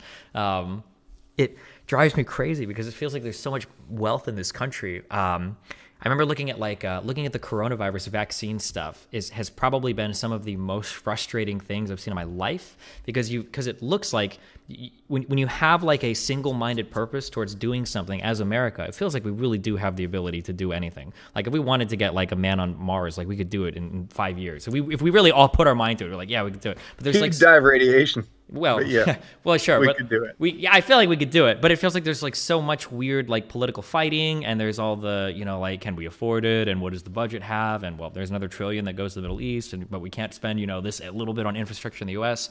I'm curious. This is a really complicated question. I'm sorry. What do you think are like the major roadblocks? What are like the 1 or 2 like huge roadblocks that keep us from putting an appropriate amount of money into like U.S. infrastructure? I mean, you gotta cost is one. I mean, like cost is a big one, and then just sort of ideology. Republicans want us to live in far-flung car-based suburbs where they never have to encounter the people they don't like, and so there's ideology plus cost, and those are the 2 things. If you could get Americans sort of on board with the idea that like we're all Americans and we want to live around our fellow Americans and blah blah blah, and then you could sort of root out this cost problem so that like maybe we only pay 1.5 times what like France is paying, you'd have a country full of transit. You'd have a dense, nice, urbanized country full of transit in 20 years. Do you think do you think that there is a hope, or do you see, I guess as somebody that probably follows at least the literature more closely than I do, are we making like decent strides towards that more positive future of urbanization rather than the infinite NIMBYism and horrible zoning and rent control and all the garbage policies that we have right now to try to control shit? Or are we just like perpetually fucked in how we do stuff now? Well, I don't want to be, my brand is optimism. Okay, I'm sorry, my bad. I'm a little doomer sometimes. And yeah, no, we're fucked. It's not within my lifetime. Okay. We're going to do a lot of things right, but that's not one of the things we're going to do right. We're going to inch forward on that. We have made strides. Like I said, LA built some nice trains downtown. That's cool. Portland built a decently transit-y city. Seattle's not terrible either. It's like, yeah, we're getting like non-zero amounts of progress, but it's so slow. It's so concentrated in places where like everyone is sort of like a crunchy liberal and sort of on the same page. Except LA. LA was good. A lot of times, yeah, but you sort of a big transit urbanism housing renaissance in this country. I do not believe will happen within my lifetime. I wish it would, and I'll still keep pushing for it to happen. And we should keep pushing for it to happen because, we've got to leave a better world to our descendants. Sure. And it's not going to happen within our lifetimes. I think I think we can see some progress. I think we'll get some progress. We can get some commuter rails, some S-bonds or whatever they're called, in some of these cities. We're actually not too terrible at building commuter rail when we try. We just don't build it fast enough. It's kind of slow and rickety, but we do build some. DC's commuter rail is good, and BART is good. I like BART a lot. Question for BART. That's like the thing up in San Francisco, right? The BART. Yeah. It's the commuter rail that runs around the bay, almost the whole way around the bay. Okay, so here, this is partially ethical, moral question. I'm curious. So, being in California, reading about Prop 13, not believing that what I read was actually real, and then rereading about Prop 13, how do you think that? How do you combat the fact that you've got a growing city or growing areas that are going to have wealthier people moving in and wealthier jobs?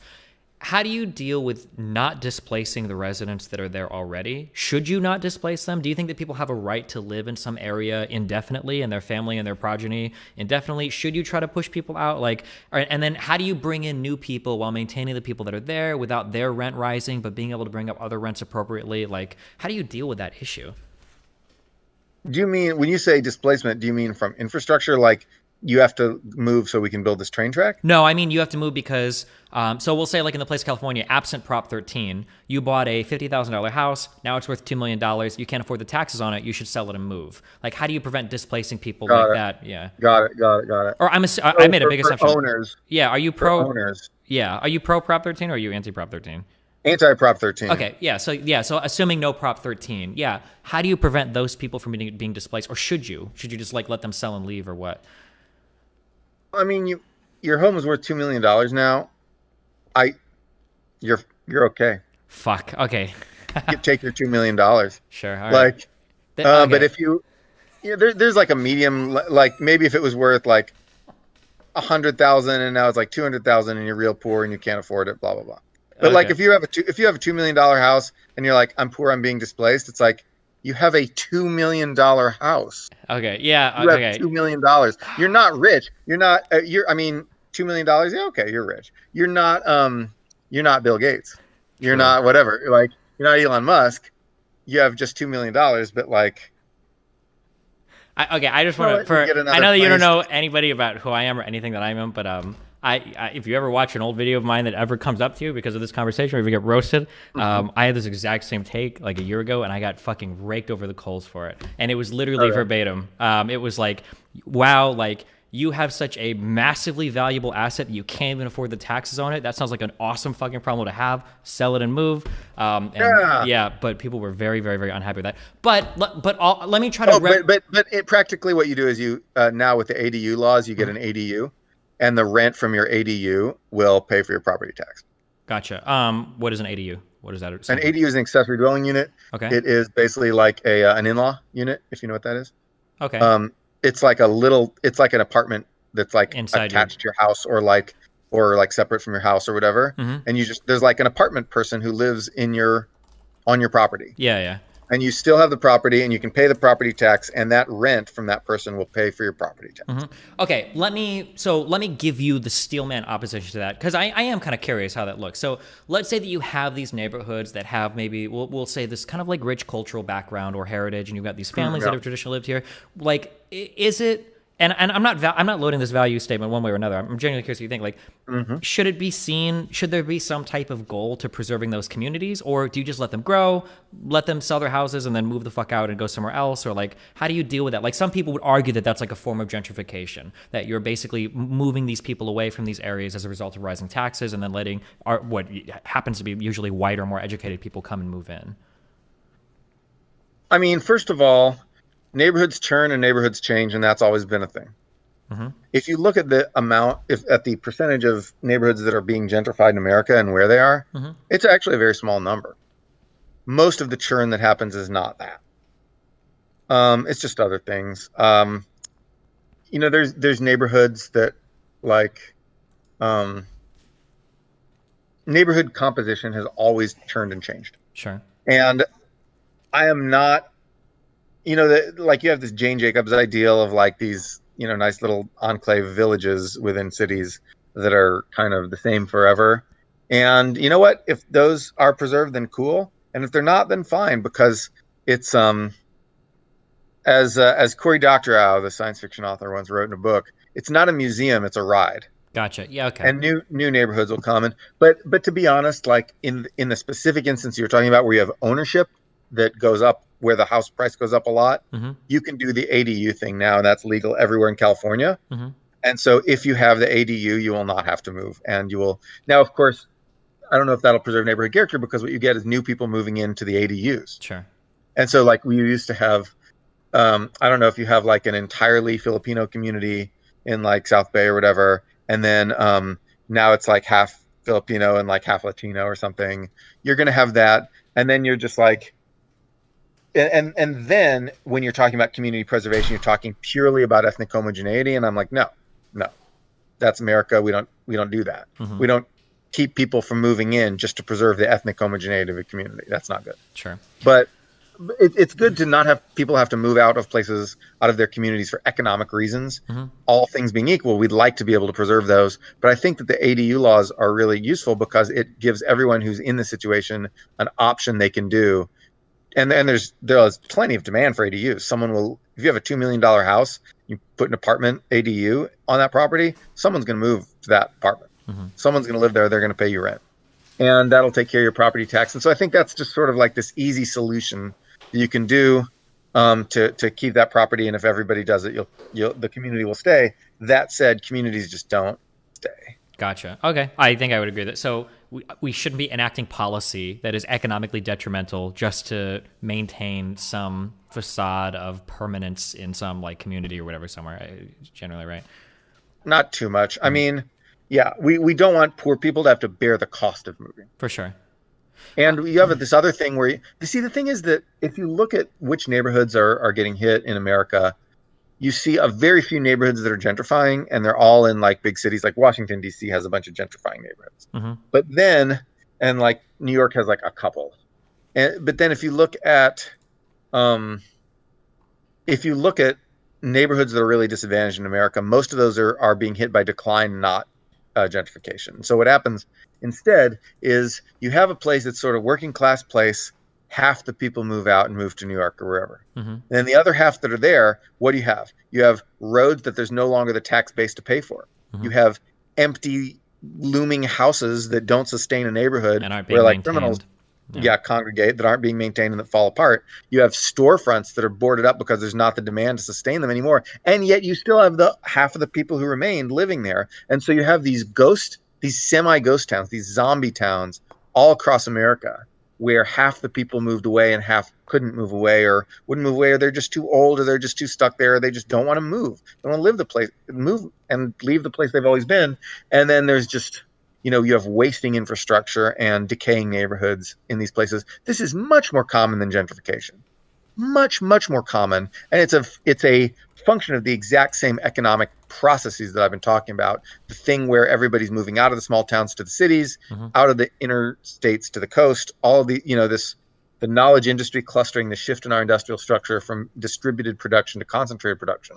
This is behind it all. And yet the really bad effects are in these smaller towns and places where half the people have left.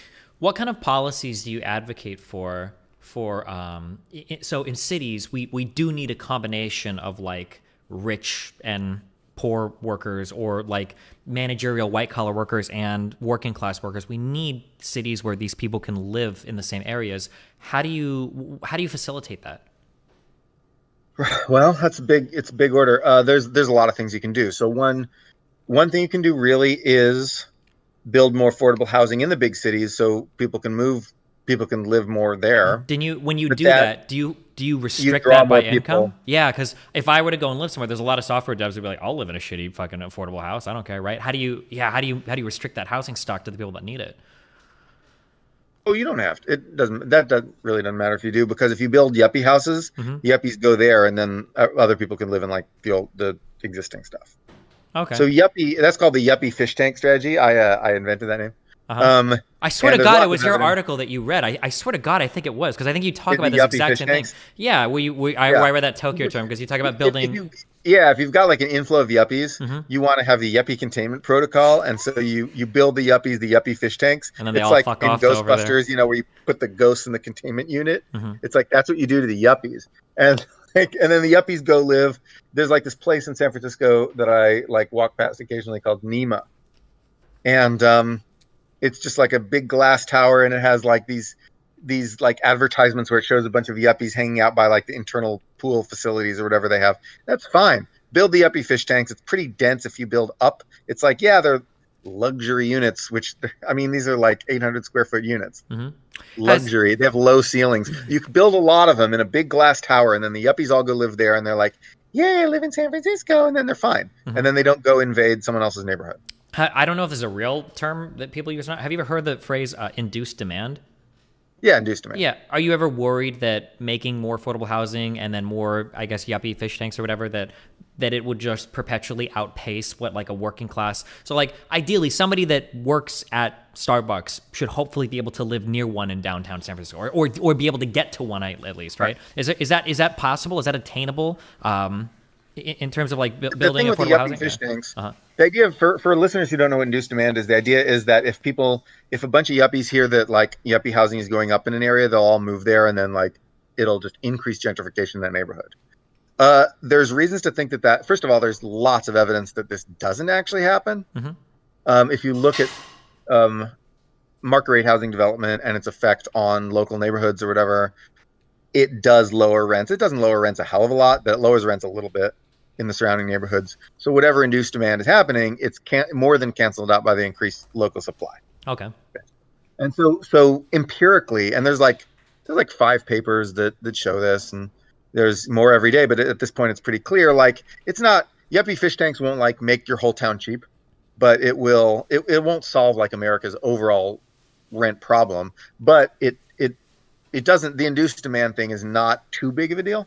And so and that's good. So empirically it's not a big deal. And also if you think about it, you're like, okay, so if all the yuppies hear that, like, you know, Soma, San Francisco is the place to be, and they all go to Soma, where do they go from? Wherever they went from, now it has less yuppies. Sure. So if you think yuppies are just bad, then the yuppie containment protocol is still the thing to do, because you're still increasing the density of yuppies. If you think just think in terms of there's a fixed number of yuppies in the country, and if you don't like yuppies, you would like them to have as dense housing as possible so you can concentrate them. It's like we used, you know, mid 20th century housing projects wanted to concentrate poor people. Instead, we're doing housing projects for yuppies. Same thing. We just concentrate them all in one place. And if you don't like yuppies, then they're all in this glass tower and you don't have to think about them except when they go to your local Pete's Coffee. Sure. Do you know anything about 4chan? Blue Bottle. 4chan, yeah, I was a fan of 4chan before it went Nazi. Oh, okay. So I don't know if you've heard the phrase before, but what you're describing is like a containment board, basically. You give a certain fandom like their own board, and people might get mad, like, oh, they get their own board, that's bullshit. But in reality, well, now all of them are overposting in that board, and you don't have to worry about them on whatever boards they were originally posting Exactly on. right. Yeah. I called it the Sigma Chi effect because when I was in college, there was this frat called Sigma Chi, full of jerky guys. And yet, after freshman year, suddenly all the other dorms that everybody lived in, all the other places everybody lived in, got less jerky because the jerks went to Sigma Chi. Yeah. Sorry, Sigma Chi, I have just insulted the hell out of you on like national TV, but your frat is bad. It's also racist. But anyway. Okay, I'm not gonna without guiding your answer at all. How do you feel about rent control? Well, rent control is interesting because if you do like a little bit of it, then it actually ends up acting like a land value tax. Do you know about the land value tax? Like the Henry George shit? Fill me in. For those that don't know in chat, yeah. Yeah, land value tax. Okay, so land value tax is like a property tax, except it gives exemptions for building. Okay. So if you build stuff, you don't have to pay tax on the value you add with building. So it encourages construction, basically. So land value tax is literally just a tax on the land, irrespective of whatever's on there. Okay. That's right. Gotcha. Okay. Exactly right. And it's pretty easy to implement a realistic version of the land tax. You know, there's the idealistic version of land tax where we show up and say, give me 100% of the value of your land, sucker. But in fact, we don't do that. In fact, what we do is just have a property tax with construction incentives. How do you? And so it's real easy. Okay. Okay, gotcha. Well, because my next question is going to be, if you're in favor of a land value tax, what does that look like in terms of like funding schools and everything? Or do you just say that? Great. I mean, property tax. So property tax funding schools is a problem because the rich people pay the most property tax, and then they get the best funded schools. So instead, we used to do it that way, and now what we often do is just redistribute. We just grab the funding we take local property tax and we just gather them and redistribute, and then that works. Do you have any?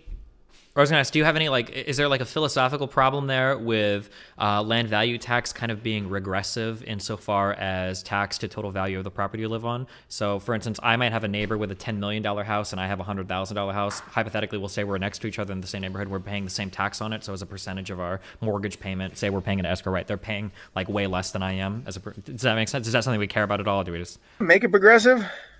You can make it progressive, and so then anyone who wants to live on a really expensive property has to pay extra tax. I mean, if you're rich and you want to like invest in real estate, you can still just chop up so investors won't pay high tax. They'll chop up the properties into small parcels so they don't pay the higher tax. But if you want to live, it's essentially becomes a mansion tax. Okay. If you live on a giant mansion estate that you want to keep unified, you pay a higher tax rate. We can do that. That's fine. But then also you can have exemptions, like the first X dollars of your property value isn't taxed. Gotcha. Okay. You can just say, like, okay, the first $100,000 of your property value, no tax. Oh, so you're talking about you're not talking about like a land value tax as a total substitution for property tax. You're just saying land value tax in addition to like a form of property tax, kind of. I'm saying for land value tax, what you actually want to do is just raise the baseline level of property tax and give exemptions for building stuff. Gotcha. Okay. Or like the value of the structure. So you'd subtract the initial value of the structure, which isn't much. And then like any additional stuff you want to build on it, that you get taken off your property tax.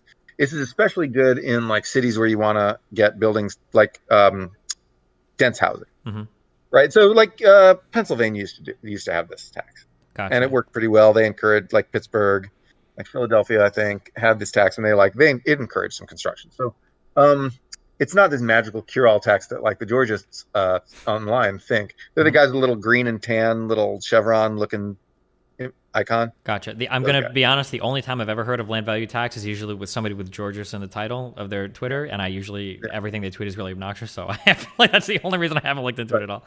It's a good policy supported by a small cult. Gotcha. Okay. But anyway, if you enact minor rent control, you end up with something that looks sort of like a poor man's land value tax, because what you really just do is you distribute at low levels. Rent control distributes income away from landlords and to the city, or just to people, and so really to the city is where it goes. It doesn't, so land value tax puts money into the city coffers, so the city has to decide how to spend it wisely. Rent control doesn't. Actually, rent control just puts more money in people's pockets because your wage stays the same, more or less, and then your rent goes down, and that's good. You get a cheaper life. And when you start getting higher levels of rent control, you start running into problems, and you have problems of like people don't want to build because they're like, okay, this rent control is so stringent that like in 5 years I'll be running a loss or whatever. I won't be able to sustain the value of this thing. You have people not remodeling, not renovating, not doing improvements or whatever on properties because it's just like, I can't charge more rent. Why would I do that? Or converting current like rent controlled stock into condos. Into condos. That's right. You get that. Even at low levels of rent control, you actually do get condo conversion. Yeah. And so that's, like, depending on how much we like the idea of condos or not, like... Well, I think we hate, or my idea, this is one of the, okay, I'll be more opinionated now. This is one of the things that it is, in my opinion, it is like one of the most well-meaning policies. It feels like one of the most trash policies that have ever existed in all of policies. The reason why, control? Yeah, the reason why I don't like it so much is the first thing you said, that it helps people, like it keeps their rents down. I just don't like it because it favors people that already live there, regardless of whether they make a lot of money or not. And it also, there's like a hidden harm for people that could otherwise move into the city, can no longer afford to do so because that housing stock is reduced, the rental stock is reduced. And then the reason why I don't like the condos, why I would say like we don't like condos, is because you're reducing the overall availability of like affordable rental stock. Because if somebody takes a rent controlled unit, they renovate it, they make it into a condo, it's probably going to be way more expensive than whatever it was before, right? And you're not getting like somebody that otherwise could afford to live in like a rent controlled unit or a normal market value unit into like a new renovated condo or something. That's right. So there's a famous paper about a rent control policy in San Francisco that found that it helped existing renters, it hurt people who were unable to move to the place, and it caused condo conversions. Exactly all the stuff that you'd think, right? If you do state level rent control, then you're, you don't have quite as much of the bad effect because people don't move across state lines very much. Yeah. So you don't, state rent control sort of controls rents everywhere, so it's not as bad. If you do like a light rent control, you don't get as much condo conversion.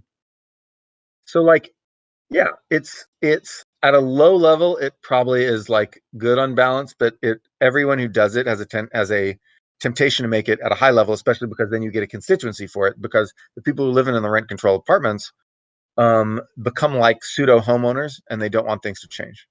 And yeah, that was two other big things. Is that one, it incentivizes bad policy, because now you're getting people that are incentivized to stay in areas for the wrong reason. And then kind of two, on top of that, people always like get really angry when I say this. I think the phrase that I've read is it leads to like an overconsumption of housing as well, to where you might have somebody that lives in a particular area for a certain reason and they no longer need to live there. Maybe they had 2 kids and they moved out, or maybe they moved there for a job and they want to move, but now they're in like a sick rent controlled property. And I heard that this happened. This is a big problem in New York. I don't know so much in San Francisco or in LA or anything, but in New York, you'd run into these areas that are like super rent controlled and people had awesome units and they never wanted to leave. Some people would like, live in other areas, but they'd hold on to that apartment because it was so preferential in terms of the rent treatment.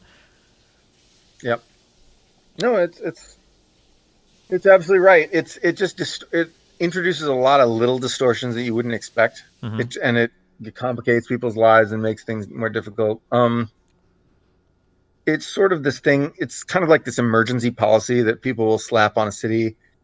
That's like where the rents are just skyrocketing, just, massive influx. They're like, okay, well, what else do? We do rent control, because all the other stuff that you can do is hard, but you know, you can get the state to build more housing in the commuting zones, and you can like build social housing. Good luck with social housing. Social housing is, you know, it's a good idea if done right. If not done like the poor people containment projects of the mid 20th century, that was sucky. But you know, it's good. It's if you do it right, if you do like mixed use social housing, like mixed income social housing, and like do a bunch of other stuff. And so then nobody's going to do it. Nobody does it. Yeah. It's like, you know, we can talk about what the optimal thing to do is, and it doesn't get done. The thing about rent control is that like it's a thing that at least sometimes cities will occasionally do.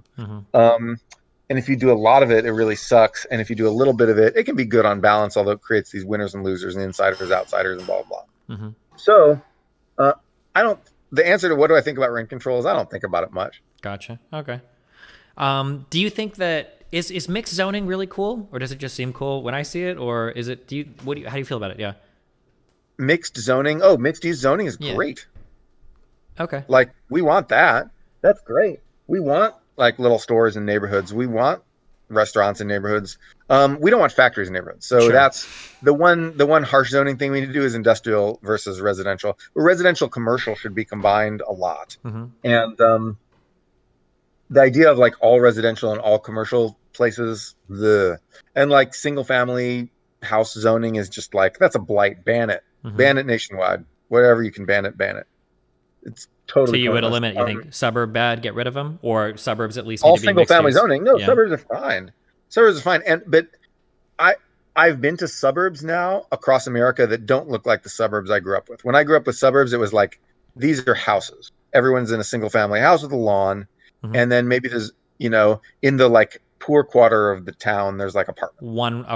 Or like one plaza at the very, very, very far end. Because that's my idea of a suburb. Is when you say suburbs, I'm thinking of I'm playing the Sim City or City Skyline, and I've dragged my box, and I just made 400 houses, and that block is for houses, and I need to build one highway to get out. And that's like my historic experience in the U.S. with like suburbs. So I don't know if they're more mixed use. That's the place that I grew up. But now I think you see a lot of places where you'll have townhouses. You'll have like row houses. You'll have duplexes. You'll have or fourplexes. You'll have a bunch of ADUs. You'll have low-rise apartment buildings, small low-rise apartment buildings, and then occasionally you'll have one of the larger apartment buildings with the 4-story, 5-story wood apartment buildings that we've seen everywhere. It's just like you'd know them. It's what every new apartment building looks like. Gotcha. And so then you have these slowly densifying suburbs, and then you run one commuter rail line to the suburb. You have one like BART station or something in the town, like North Berkeley BART, Ashby BART, something like that. And then you have you have a commuter rail train station that you can like park and ride. You can like ride your bike to. You can like walk to if you're lucky enough to live near it. And then you have buses, and then you have like less parking's a little bit more full instead of just like massive numbers of empty spaces everywhere. It might be slightly difficult to like find a space on your block at all hours of the day. Sure. Or maybe not. Like, and then you'll have some garages in some of these complexes too. And then and so it looks like a slightly denser version of what we have now. And I think that's the future of the American suburb. Is just the slow process of like adding duplexes, adding ADUs, adding low-rise apartment buildings and all this stuff, and just adding train stations slowly. It's going to be a slow slog. Do you have strong opinions about so there are people that harshly advocate against renting in all forms because you are throwing money into a trash can and setting on fire, and your goal should always be to buy a home, buy a house, own something. Do you have like general, I guess it's more like a finance question than like an econ or policy. Why do they care? Why do they harshly advocate against that? Are they like invested in real estate? Like what? Well, because you're getting screwed by somebody that owns a place and they're charging you more money, evil landlords. You mean just on the principle of the thing? Like, yeah. Okay. The rent buy calculation is it's pretty hard because like in some places it's obvious that you should buy, but in some places obviously you should rent. Like at the height of the housing bubble in 2007, like buying was stupid. you should rent. Sure. To be fair, though, then, you never know when you're at the top of a bubble. That's a You retrospective. never know when you're. That's right. That's exactly right. There are problems with housing, such as your wealth is all concentrated in this one thing, and if your house price goes down, you're financially ruined. And it's super illiquid. It's super illiquid. You can't get money out of it. One of the you shouldn't get money out of it. Sorry, I get roasted all the time because people call me an evil fascist or whatever, but we agree on so much economically. Okay, I'm sorry. I'm asking you questions to hear your opinion. It makes me feel good about myself, okay?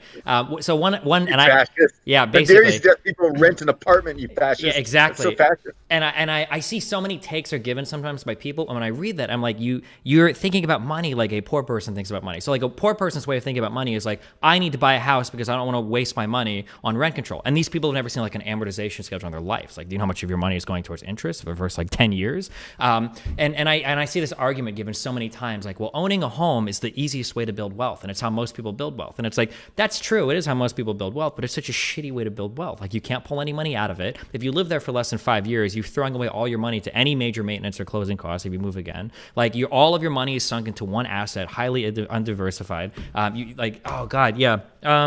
I see that take a lot, that people are like. But to be honest, like the returns on average are pretty good. So on average, yeah. But on average, it's like a single stock versus investing in the whole market, though, right? Right.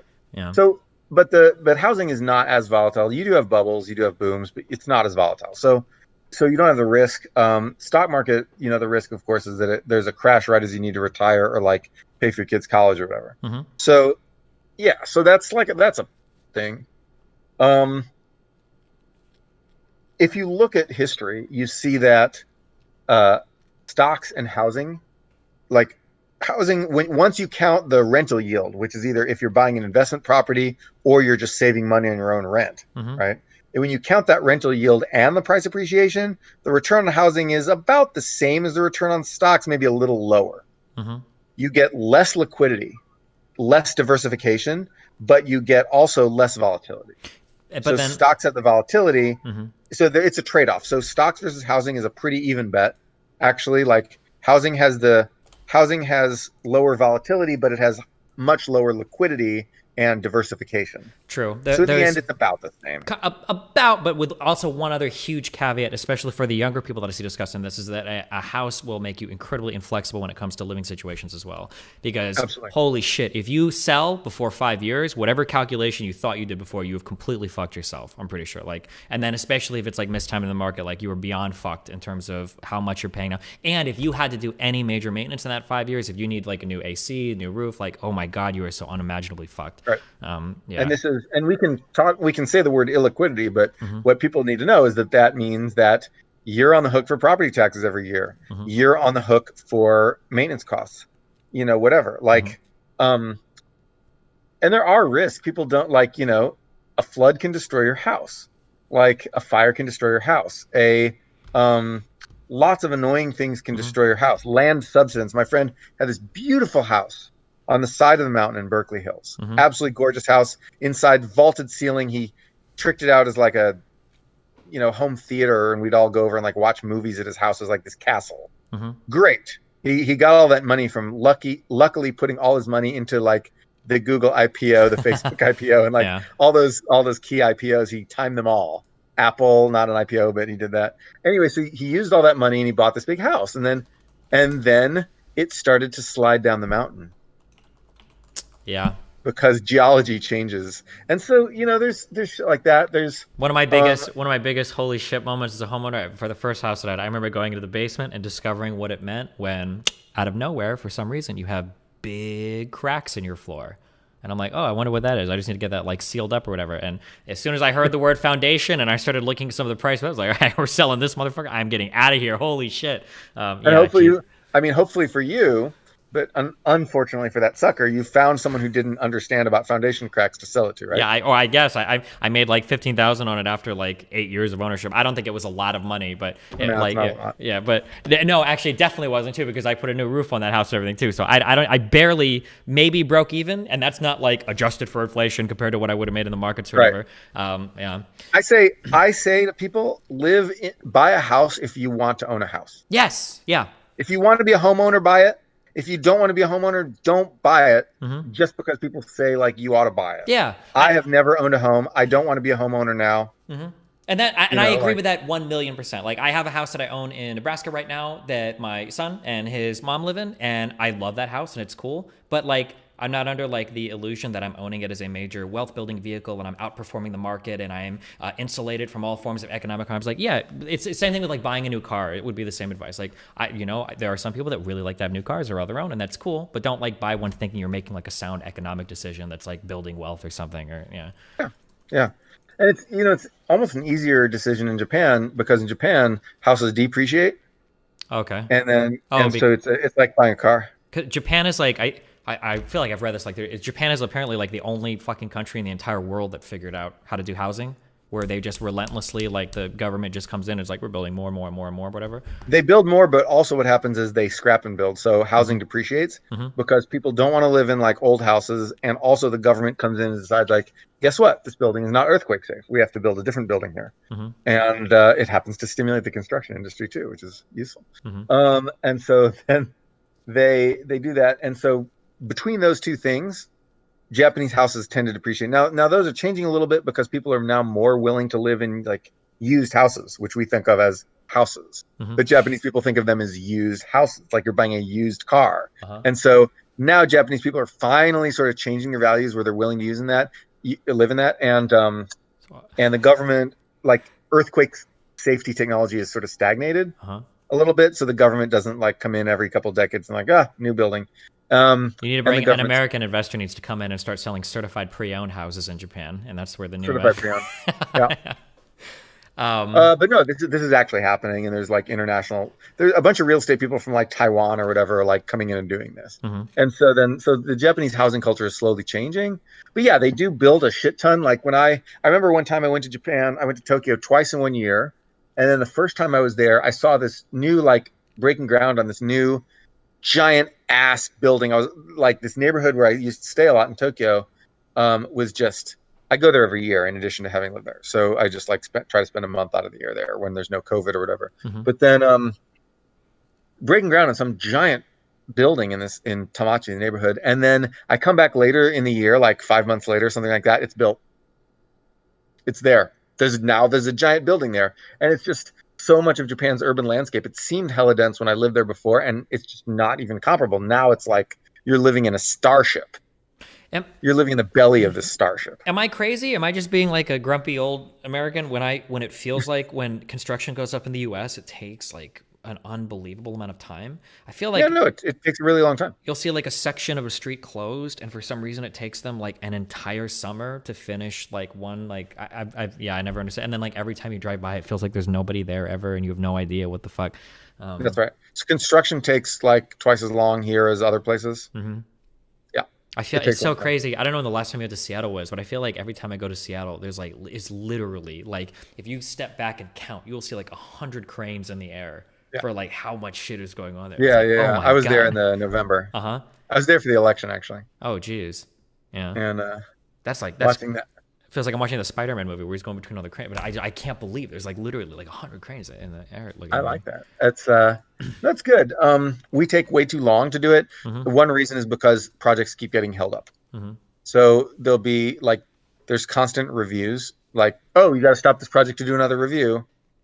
Cost interruptions, things like that. Also, the way we do contracting doesn't require contractors to do it quickly.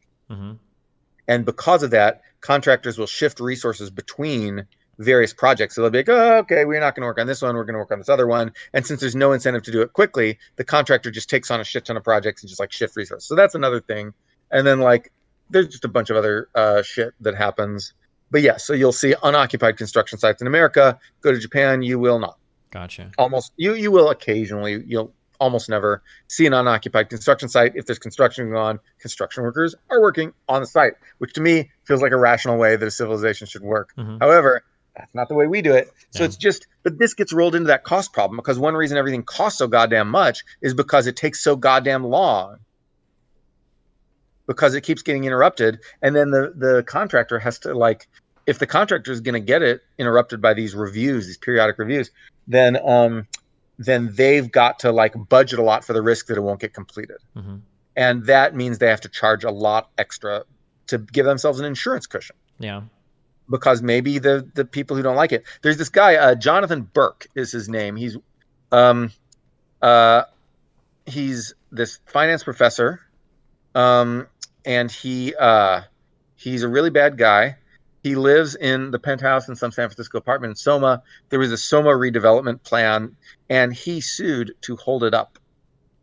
Just him, because the new development would block his views from his penthouse. Nice. And he's also the most irritating, aggravating, and obnoxious seminar participant I've ever seen in any academic discipline. And so, but he himself temporarily held up. Oh, and there's a guard fired at his complex once every 6 months. But anyway, bad guy.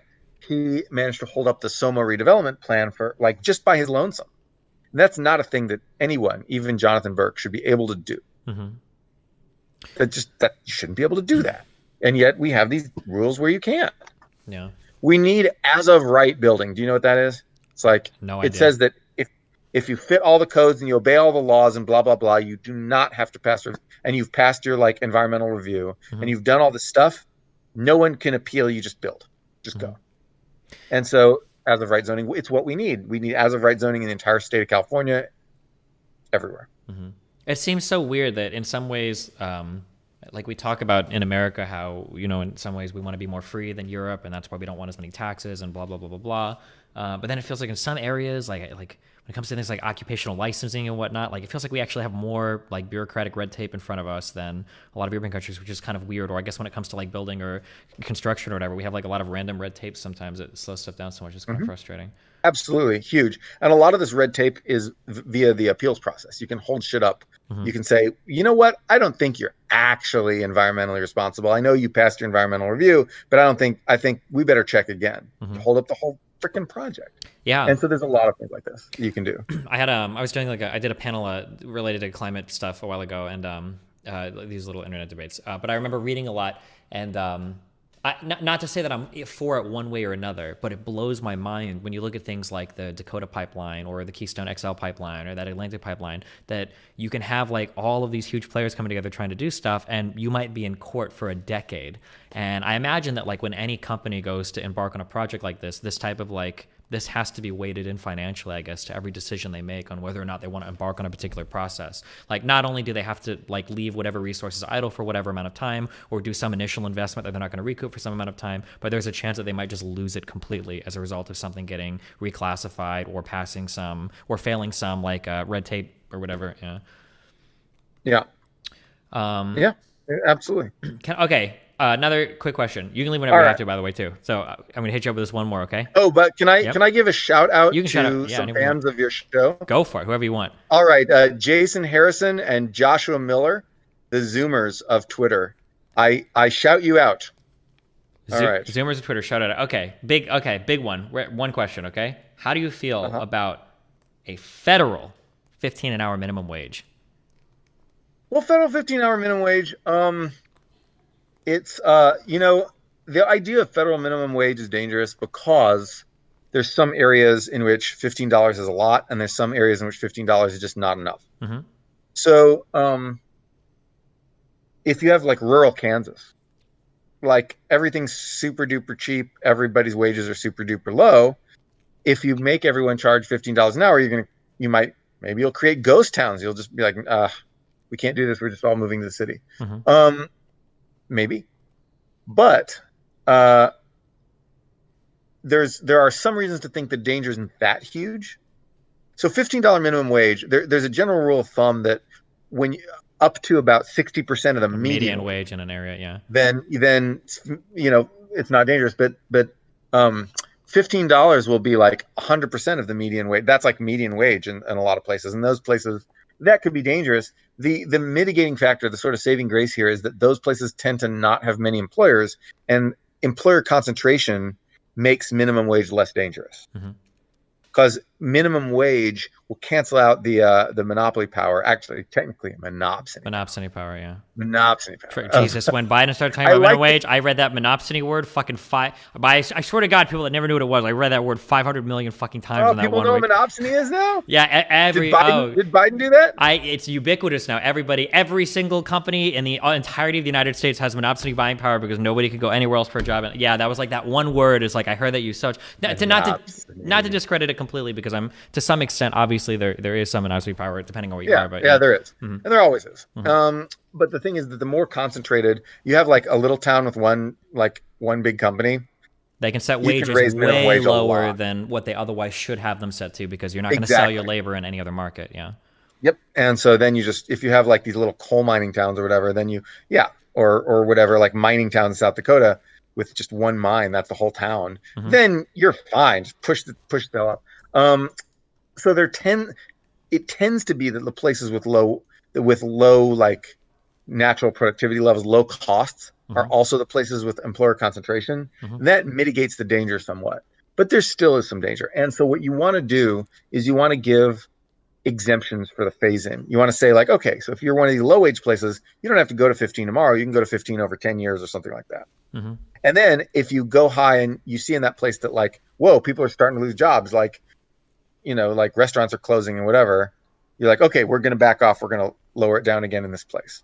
And so that slow phase in not only gives them time to adjust, it also gives you the safety cushion of, like if you see it causing some problems, you can locally reverse it. And of course, a lot of the fight for 15 people get really mad at this idea because they're like, well, then it's not a true $15 federal minimum wage. Why did we campaign for 15 if it's not instantly 15 everywhere? And I'm like, that's not how government policy works, man. Like yes, there's always exemptions and carve outs and phase ins and all this shit. And that is how policy works. And in this case, it makes sense to do that. So if you're a low cost place, I had the idea to index minimum wage to local rents, actually, which is a pretty cute policy. What that does is it not only makes minimum wage sort of like proportional to what people need to afford, right? But it also, so it's a living wage.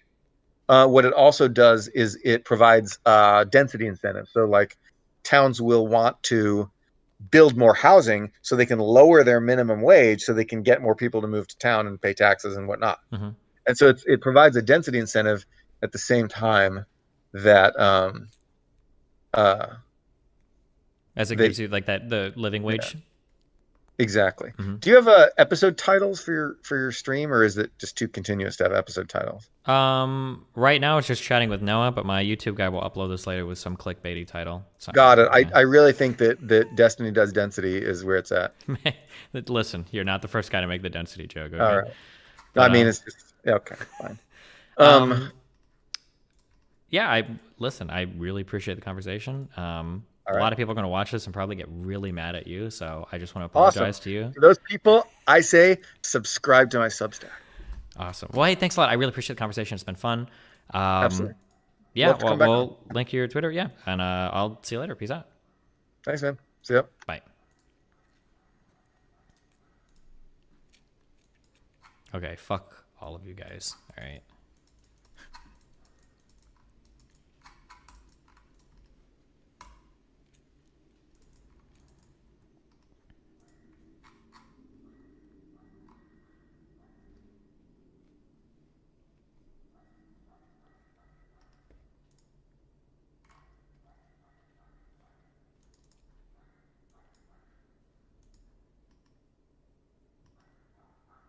How mad do you think all of this guy's Twitter followers are going to be? That's the real question. Oof.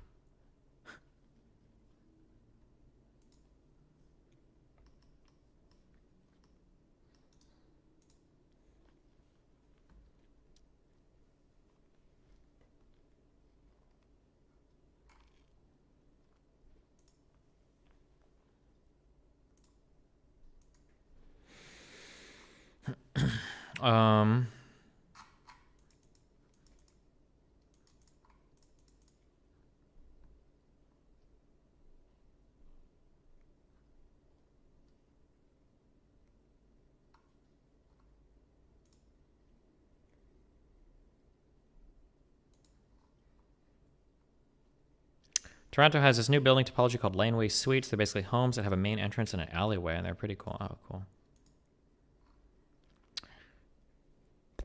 I agree with the above chatter, Destiny. That was a super fun combo because you were both able to get into some weeds without going after one another. Yeah, I mean, I don't think we like substantially disagree on like anything, but he seems like a pretty smart guy, so of course we won't. Fuck. All right. Have I put in my 10 hours yet? Oh my god, I almost have, guys.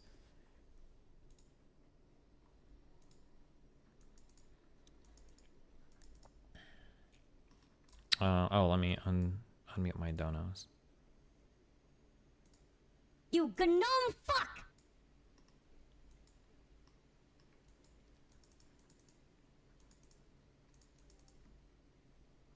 Your shift isn't done until the co-op agrees. True.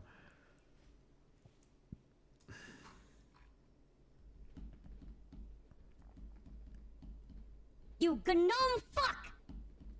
He doesn't call himself a socialist, right? We should talk to the Matt Brunig guy next, because he does call himself a socialist, I think, right?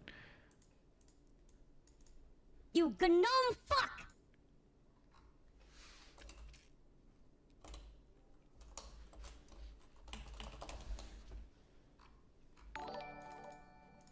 Try to get Paul Krugman on. Brian Scholar, okay. 10 Canadian dollars.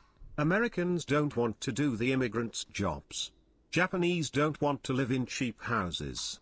Prices on a little overpopulated island are going down.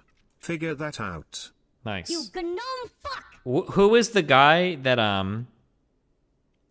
Who was the guy that was like base, like like roided Paul Krugman? Not roided.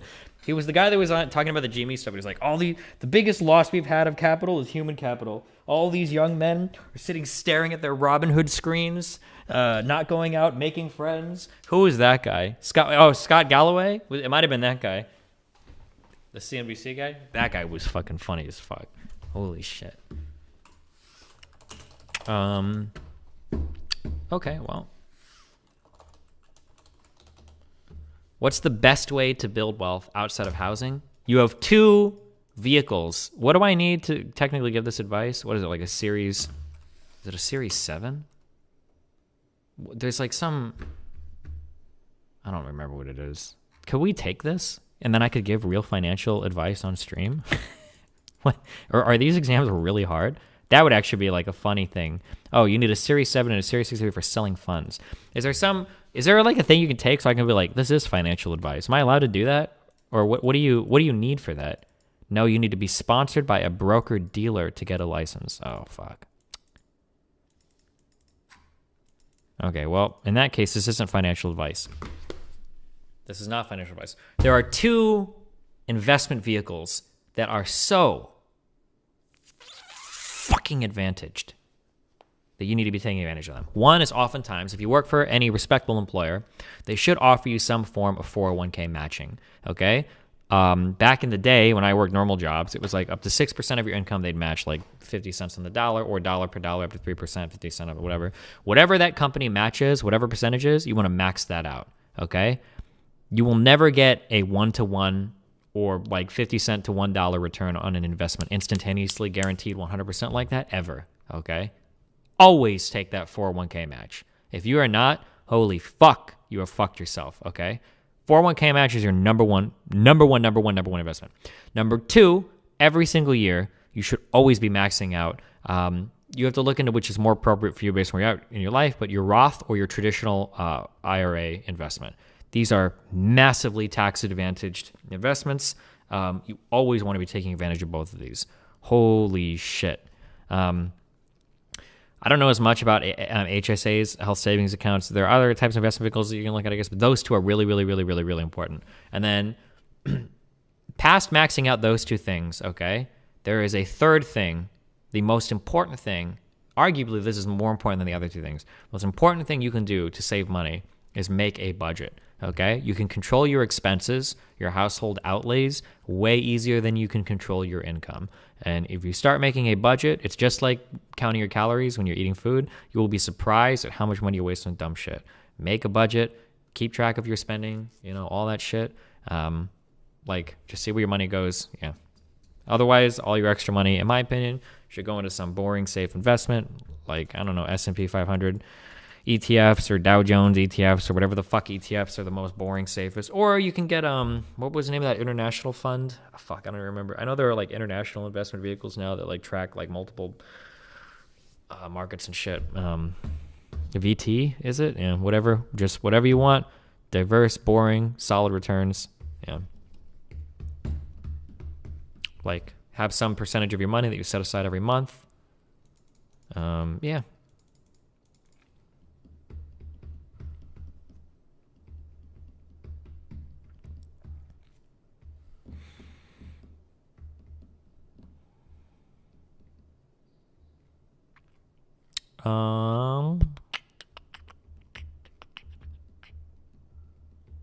Is all crypto bad to invest to? If you want to play around with it a little bit, you can, but it's not safe. It's highly volatile, so it's up to you. Peef was right on VT. Buy VT. That's what your mom said.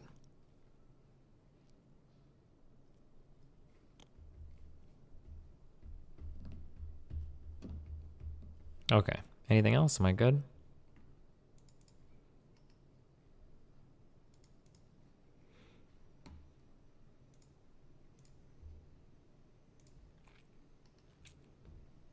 Yeah, YouTube deletion. I see you spamming that.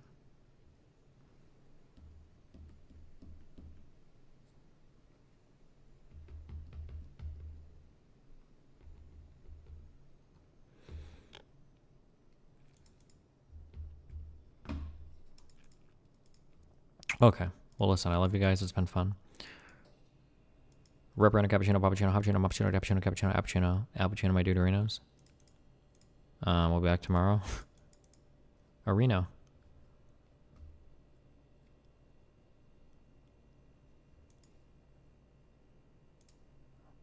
Wait, is this guy? This is an old clip. Why was this posted 1 hour ago? Is this the same guy or is this somebody different now?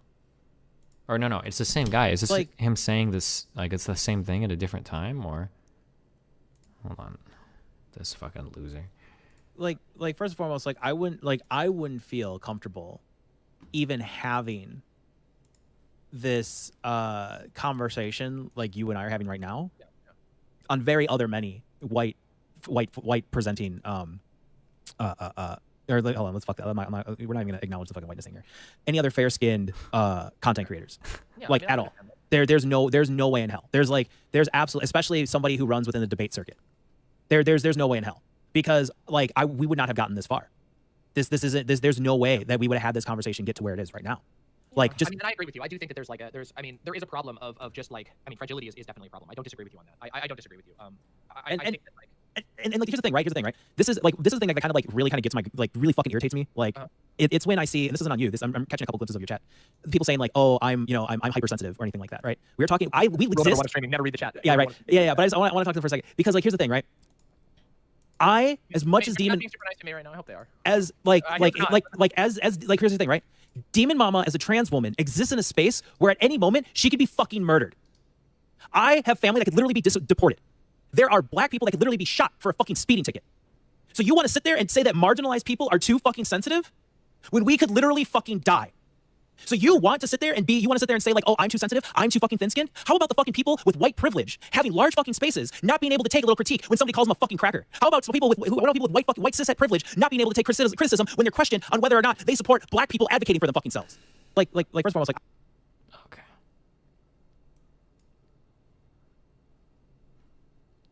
This guy, you can definitely tell this guy's from a rough neighborhood. But, okay, I don't care. This is dumb. All right.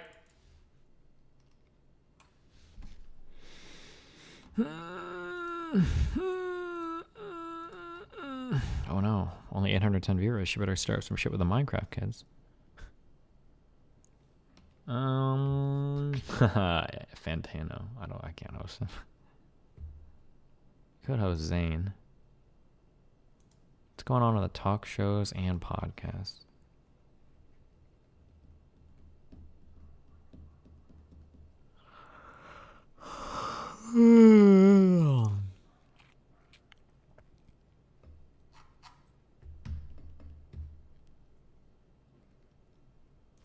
the same. He's cool. That crap, Katiz, you better shake it like your mama gave her. Okay, have fun. Ribriano, cappuccino, pappuccino, hoppuccino, moppuccino, dappuccino, cappuccino, appuccino, albacino, my dude arenas. I will catch you guys in the next cappuccino.